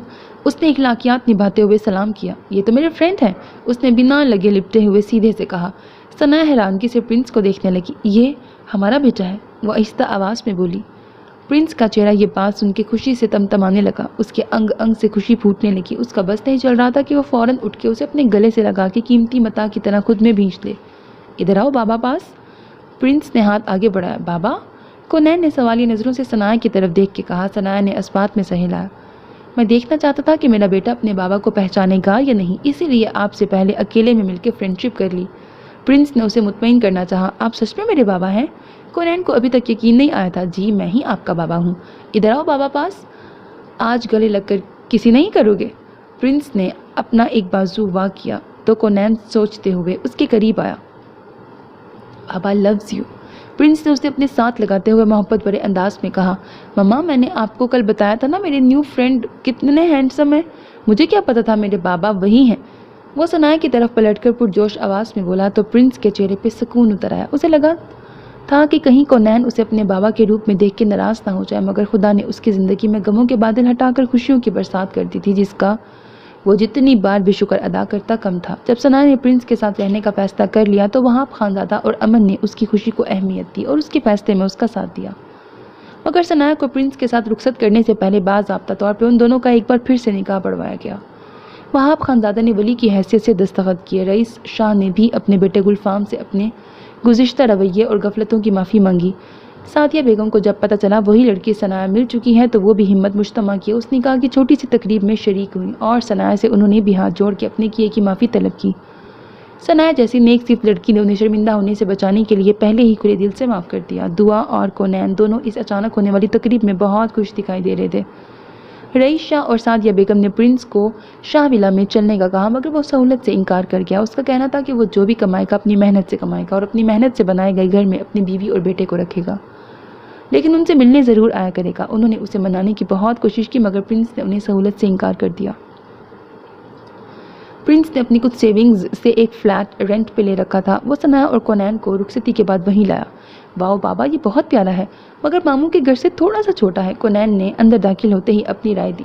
مائی ہینڈسم ہنک، بابا اپنے بیٹے کے لیے بڑا گھر بھی لیں گے۔ آپ دعا کرو گے نا اپنے بابا کے لیے؟ جی بابا، میں کروں گا۔ آپ کو پتہ ہے میں اور کیا دعا کروں گا؟ وہ پلٹ کے بولا۔ کیا؟ پرنس نے کونین کو گود میں اٹھا کے اپنے قریب کیا استفہامیہ انداز میں پوچھا۔ یہی کہ اس گھر میں ڈھیر سارے ہیلپر ہوں اور میری مما کو کوئی کام نہ کرنا پڑے، وہ ملکہ بن کے بڑی سی چیئر پہ بیٹھے اور آپ ان کے ساتھ کنگ بن کے۔ یہ سب کچھ میرے پاس تھا مگر میں نے آپ کی مما کو پانے کے لیے سب قربان کر دیا۔ یا تو مجھے آپ کی مما مل سکتی تھی یا وہ سب چیزیں جو آپ چاہتے ہو۔ بتاؤ اب ساری چیزیں چاہیے یا مما؟ وہ کونین کی آنکھوں میں آنکھیں ڈال کر بولا۔ مما، بس میری مما۔ وہ پرنس کی گود سے اتر کر ثناء کی ٹانگ سے لپٹا۔ نین میری جان، مما آپ کے پاس ہیں اور ہمیشہ آپ کے پاس رہیں گی۔ چیزوں کا کیا ہے، وہ سب تو محنت سے حاصل ہو جائیں گی، دیکھنا بابا آپ کو سب لا کے دیں گے۔ آپ کی مما نے بالکل ٹھیک کہا۔ وہ کونین کا پھولا ہوا گال پیار سے کھینچ کے بولا۔ بابا رات کے 10 بج گئے ہیں اور مما کہتی ہیں اچھے بچے 10 بجے سو جاتے ہیں۔ مما مجھے برش پہ ٹوتھ پیسٹ لگا دے، میں تیت واش کر کے سو جاؤں۔ وہ ثناء کا ہاتھ پکڑ کے بولا۔ ویسے تو ہمارے ہینڈسم کو بڑی باتیں آتی ہیں، برش پہ ٹوتھ پیسٹ لگانی نہیں آتی۔ پرنس نے پیچھے سے ہانک لگائی۔ کونین کھسیانہ سا مسکرایا۔ پرنس کافی دیر سے اس کے روم میں آنے کا انتظار کر رہا تھا مگر کونین کو سلانے کے بعد نہ جانے کون سے کام تھے جو ختم ہی نہیں ہو رہے تھے۔ بالآخر اس نے دروازہ کھول کے اسے آواز دینی چاہی۔ جیسے ہی اس نے دروازہ کھولا وہ سامنے کھڑی تھی، سر جھکائے انگلیاں چٹکا رہی تھی۔ پرنس کو سامنے دیکھ کر وہ واپس پلٹنے لگی تھی کہ پرنس نے آگے بڑھ کے اسے روک دیا۔ اس کا ہاتھ تھام کے اپنی ہمراہی میں کمرے میں لے آیا۔ کونین سو گیا؟ پرنس نے سادگی سے پوچھا۔ جی سو گیا، وہ آہستگی سے بولی۔ تنہائی میں اس کے ساتھ ایک کمرے میں ثناء کی حالت عجیب سی ہونے لگی۔ وہ سراسیمہ نظروں سے اسے دیکھنے لگی۔ میں وہ پانی لے آؤں؟ اس سے پہلے کہ وہ کچھ اور مزید کہتی پرنس نے خود کے جذبات پہ قابو نہ پاتے ہوئے اس کو بازو سے پکڑ کر پورے حق کے ساتھ گلے سے لگایا تھا اور پوری شدت کے ساتھ اسے اپنی دھڑ دھڑ کرتی دھڑکنوں کا شور سنایا تھا، اپنے دھڑکتے دل کے جذبوں کی تڑپ سنائی تھی۔ دونوں کی دھڑکنیں ایک ہی تال پہ دھڑکنے لگیں۔ ثناء کو آج اس کی قربت میں عجیب سا سکون محسوس ہوا۔ اتنے سالوں کی تھکن جو اس کی دوری میں کاٹی تھی وہ اترنے لگی۔ وہ سانس رو کے اس کے سینے کے ساتھ لگی، اس کی شدت اپنی کمر پہ محسوس کرتی آنسو بہا رہی تھی۔ اتنی آزمائشوں کو پار کرنے کے بعد ان دونوں کے بیچ آئی دوریوں کا آج خاتمہ ہو گیا تھا۔ ثناء نے اس کی آغوش میں مچلتے ہوئے اس سے دور ہو جانا چاہا مگر وہ اس کی کمر پر مزید دباؤ بڑھا گیا تھا۔ سن یارا، اب یہ دوریاں برداشت نہیں کر پاؤں گا، اس نے اس کے کان کے پاس لب لاتے اس کے کان کی لو کو شدت سے دانتوں تلے دباتے ہوئے کہا تو ثناء کی جان لبوں پہ آئی۔ پرنس کی گرم جھلساتی سانسوں کی تپش خود پہ محسوس کیے وہ کپ کپ آنے لگی۔ ثناء کو اپنا سانس رکتا ہوا محسوس ہوا۔ آج پورے حق سے خود کو تم میں ڈھالنا چاہتا ہوں۔ ثناء کا دل یک بارگی سے دھڑکا۔ تمہارے قرب کا لمس بہت قریب سے محسوس کرنا چاہتا ہوں، اجازت ہے؟ وہ فسوس خیز آواز میں بولا۔ اس کی فرمائش پر ثناء کے گال گلابی ہوئے اور کانوں کی لوئیں سرخی مائل دکھائی دینے لگی۔ پرنس اس کی اسی بلش کرنے کی ادا پہ ہی تو پہلی بار فدا ہوا تھا۔ وہ اس کی جان لیوا ادا پہ نثار ہوتے ہوئے، خود پہ باندھے ہوئے سب بند توڑ کے اس کے چہرے کو اپنے ہاتھوں کے پیالے میں بھرتے ہوئے اس پر جھکا تھا، اور وہ آنکھیں بند کیے اسے خود میں محسوس کر رہی تھی، جو ہر گزرتے لمحے کے ساتھ اس کی پیاس کو مزید بڑھا رہی تھی۔ وہ چاہ کر بھی اسے پیچھے نہیں کر پا رہی تھی، سانسیں ڈبڈبا رہی تھیں، اس کے شریدہ جذبات کے ٹھاٹھے مارتے ہوئے سمندر میں تلاطم برپا تھا، جسے روک پانا ثناء کے بس میں نہ تھا۔ اتنے سالوں کی تشنگی تھی جو مٹ رہی تھی۔ اس نے ثناء کی مدھم پڑتی سانسوں کو محسوس کرتے اس کو آزادی دی، اور پھر پوری جان سے اسے اپنے سینے سے لگائے، اس کی کمر پر بالوں کی چوٹی کے نیچے سے ہاتھ گزارتے ہوئے اس کی کمر سہلائی تھی۔ تو ثناء نے گہرا سانس لیے خود کو نارمل کیا۔ سن یارا، آج مجھے تم سے بہت سی باتیں کرنی ہیں، مجھے بس اپنی سنانی ہے اور تمہیں محسوس کرنا میرے عشق کو جو جنون میں ڈھل چکا ہے۔ وہ اسے باہوں میں بھر کے بیڈ تک لایا تھا اور بڑے پیار اور نرمی سے اسے بیڈ پہ بٹھایا تھا، پھر اس کا دوپٹہ اتار کے بیڈ کی دوسری سائڈ پہ رکھا۔ مجھے دیکھو یار، ایک بار بھی میری طرف نظر اٹھا کے نہیں دیکھا تم نے، کیا اتنا برا ہوں میں؟ نہیں آپ برے نہیں، وہ جھٹ سے بولی۔ تو پھر؟ اس نے سوالیہ نظروں سے دیکھتے ہوئے پوچھا۔ پتہ ہے جب مزار پہ آپ کو شلوار قمیض پہنے دیکھا تھا تو آپ کو پہچان نہیں سکی، آپ اتنے اچھے لگ رہے تھے، آپ کو میری نظر لگ گئی تھی شاید، جو آپ کا اتنا برا ایکسیڈنٹ ہوا۔ اب ڈر لگتا ہے آپ کو نظر بھر کے دیکھنے سے، کہیں آپ کو میری ہی نظر نہ لگ جائے۔ وہ نگاہیں نیچے کیے اسے اپنے وسوسے اور ڈر سے آگاہ کر گئی۔ اس نے نم پلکوں سے کہا تھا، یہ جسٹ آپ کا وہم ہے، آپ کے دیکھنے سے تو میری عمر میں اضافہ ہوگا، مجھے نئی سانسیں ملیں گی۔ وہ اس کے دونوں شانوں پہ ہاتھ رکھ کر اس کی پیشانی سے اپنی پیشانی لگاتے ہوئے بولا۔ دونوں کی ستواں ناک ایک دوسرے سے مس ہو رہی تھی۔ ثناء اس کی انتہائی قربت سے سہمے ہوئے وہاں سے اٹھنے لگی۔ اتنے سالوں اپنی جدائی کا درد دیکھ کے تڑپایا ہے، ابھی تو آپ کو اس کی بھرپائی کرنی ہے۔ آئی سویئر اتنا نہیں تڑپاؤں گا جتنا آپ نے مجھے تڑپایا ہے۔ اس نے ہاتھ بڑھا کے اسے کھینچتے ہوئے اپنے ازحد قریب کیا تھا اور اپنی شدتوں سے اسے شرمانے پہ مجبور کیا۔ ایک تھا ٹرکش ایکٹر، بگڑا مغرور رئیس زادہ، اپنی منمانیاں کرنے والا، صنف مخالف کے دلوں پہ راج کرنے والا۔ پھر ایک دن وہ ایک نازک سی کانچ کی بنی سادہ سی لڑکی سے ملا۔ اس لڑکی نے اپنی پاکیزگی سے اس سر پھرے کو ہلا کے رکھ دیا۔ وہ سوچنے پہ مجبور ہو گیا، عزت کرنے پہ مجبور ہو گیا، مگر ایک دن اس لڑکی نے اس لڑکے کو جدائی کا صدمہ دیا تو وہ ٹوٹ کے رہ گیا۔ اس نے وہی لمحات یاد کرتے ہوئے کرب زدہ آواز میں کہا۔ ثناء آنسو بہاتی ہوئی اپنے کانوں میں اس کی سرگوشیاں سننے لگی۔ پرنس کی بھاپ اڑاتی گرم سانسیں اسے جھلسانے لگیں۔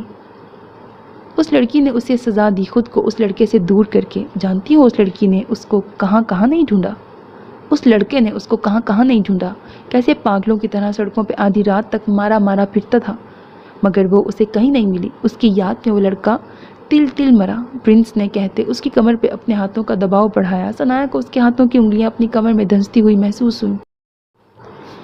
اس بھٹکے ہوئے گناہ گار لڑکے نے اپنے رب کو ڈھونڈا تو اس شفیق الرحمن نے اس پہ اپنی رحمت برسا دی، اسے تحفتاً اس کی خوشی لوٹا دی۔ جانتی ہو اس کی خوشی کیا تھی؟ کیا؟ اس نے کپکپاتی ہوئی آواز میں پوچھا۔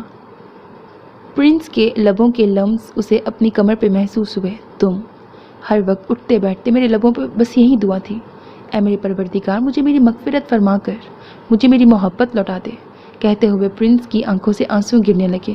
ثناء نے اس کی آنکھوں سے گرتے ہوئے ندامت اور پشیمانی کے آنسو دیکھے تو اس سے رہا نہ گیا۔ اس کے ساتھ اس کے غم میں شریک ہوتے ہوئے وہ بھی پلٹ کر شدت سے اس کے گلے لگی اور ہچکیوں سے رونے لگی۔ اس کو روتے ہوئے دیکھ پرنس نے اس کے موتیوں کے مانند گرتے ہوئے آنسوؤں کو اپنے انابی لبوں سے چنا اور پھر اس پر جھکا تھا۔ میری وجہ سے پہلے ہی تم بہت رو چکی ہو، اب ان آنکھوں میں آنسو نہیں آنے دوں گا تا عمر، یہ وعدہ ہے میرا۔ اس نے باری باری اپنے لب اس کی بھیگی آنکھوں پہ رکھتے ہوئے کہا۔ ثناء اس کی آنکھیں موندے اس کی آغوش میں تھی۔ پرنس نے گمبھیر ماحول کو ہلکا پھلکا کرنے کے لیے شرارت سے اس کی گردن پہ اپنی بیئرڈ کو رب کیا تو ثناء بنا آنکھیں کھولے اس کی شرٹ کو مٹھیوں میں زور سے بھینچ کر جی جان سے لرزی تھی۔ اس کا ہر عمل اتنا جان لیوا تھا، اسے اس کے ہر لمح سے اپنے جسم سے جان نکلتی محسوس ہوئی تھی۔ اس نے فریش ہو کر گیلے بالوں کو ٹاول سے رگڑ کر صاف کیا اور اپنے بیڈ روم سے نکل کر کچن کی طرف گیا۔ کیا ہو رہا ہے؟ اس نے پراٹھے کے بڑے بناتی ہوئی ثناء کی کمر میں بازو گزارتے ہوئے اسے پشت سے اپنے ساتھ لگایا۔ اس کے نم بالوں کی لٹیں اس کے گالوں کو چوم رہی تھیں۔ آپ کے لیے پراٹھا بنا رہی ہوں۔ نو، میں پراٹھا نہیں کھاتا، میں تو اپنی لائف کبھی پراٹھے کی شکل بھی ٹھیک سے نہیں دیکھی۔ تمہیں پتہ بھی ہے پراٹھے میں کتنی کیلوریز ہوتی ہیں؟ مجھے نہیں پتا کیلوریز کا، یہ اصلی دیسی گھی سے بنا لچھے دار پراٹھا ہے اور اسے کھانے سے کوئی موٹا نہیں ہوتا، اور ویسے بھی اگر آپ موٹے ہو بھی گئے تو کیا ہوا، سب یہی کہیں گے کہ دیکھو بیوی کتنا خیال کرتی ہے۔ وہ پراٹھا بیل کر توے پہ ڈالتے ہوئے بولی، اور ذرا پیچھے ہو جائے، کونین آتا ہی ہوگا، کیا سوچے گا؟ وہ اس کے دونوں بازو اپنے گرد سے ہٹانے لگی۔ کیا سوچتے ہیں ہمارے بیٹے نے؟ یہی سوچے گا کہ مما بابا اس کی تنہائی دور کرنے کے لیے نیا بھائی یا بہن لانے کی کوشش کر رہے ہیں۔ اف، آپ کتنے بے شرم ہیں، وہ نظریں چراتے ہوئے بولی تو پرنس اس کے شرمانے پہ مسکرانے لگا۔ آپ بے شرم ہونے کہاں دیتی ہیں؟ شرما شرما کے مجھے رک جانے پہ مجبور کرتی ہیں۔ پلیز، وہ خفگی سے منہ پھلا کے بولی۔ پرنس شیشے کے باؤل میں ایک ایگ بیٹر سے انڈا پھینٹنے لگا۔ مسکراہٹ ہنوز لبوں پہ قائم تھی، کسی ماہر شیف کی طرح پھرتی سے اس کے ہاتھ کام میں مصروف تھے۔ آپ کیا کر رہے ہیں؟ بریک فاسٹ بنانے میں تمہاری ہیلپ کر رہا ہوں۔ وہ کیوں؟ میں بنا رہی ہوں نا، کل ہی تو ہماری شادی ہوئی ہے اور آج تم سے کام کروا رہا ہوں، مجھے اچھا نہیں لگ رہا، اور ویسے بھی ہمارے بیٹے کی خواہش تھی کہ اس کی مما زیادہ کام نہ کریں تو سوچا مل کے کرتے ہیں، اس سے پیار مزید بڑھے گا، ایک دوسرے کے ساتھ ساتھ پاس پاس، ہاؤ رومانٹک۔ وہ اس کے شانے سے اپنا شانہ مس کرتے ہوئے شوخ لہجے میں بولا۔ ثناء نے اس پہ غور کیا، وہ کافی ہینڈسم لگ رہا تھا، ہلکی سی بڑی شیو، سنہری بال، اس کی بلیک ٹی شرٹ سے جھانکتے بائیسیپس والے بازو۔ آپ کیا کام کریں گے؟ ابھی کچھ سوچا نہیں، ایک دو جگہ انٹرویو دیا تھا مگر ابھی کال نہیں آئی کہیں سے بھی۔ آپ جس شعبے میں ماہر ہیں آپ اسی میں ٹرائی کیوں نہیں کرتے؟ نہیں، میں وہ کام دوبارہ نہیں کرنا چاہتا۔ ضروری نہیں کہ ہر مووی میں بولڈ سین کیا جائے تو ہی وہ ہٹ ہوگی، آپ صاف ستھری مووی بھی کر سکتے ہیں، کچھ ایڈس کر لیں جس سے آپ کا کام بھی ہو جائے اور گناہ بھی نہ ملے۔ ثناء نے اسے نئی راہ سجھائی۔ ٹھیک ہے، جیسے آپ کا حکم میڈم۔ وہ سر کو ہلکا سا خم دے کر سینے پہ ہاتھ رکھ کر ادب سے بولا، مگر خبردار جو کسی بھی لڑکی کو اپنے قریب بھی آنے دیا۔ وہ دھمکی امیز انداز میں چمچ اٹھائے بولی، وہ کیوں؟ پرنس نے حیرت انگیز نظروں سے اسے دیکھتے ہوئے سوال کیا۔ وہ خشمگی نگاہوں سے اسے گھورتے ہوئے بولی، because you are only mine prince charming. ختم شد۔ سو میرے عزیز listeners, this was the end of the novel prince charming. Hope that you like it. اپنا بہت خیال رکھیے گا نیک تمناؤں کے ساتھ۔ اللہ حافظ، and don't forget to subscribe to my channel because that's how you can encourage me and that's the only kind of support and encouragement which I want from all of you. Allah Hafiz.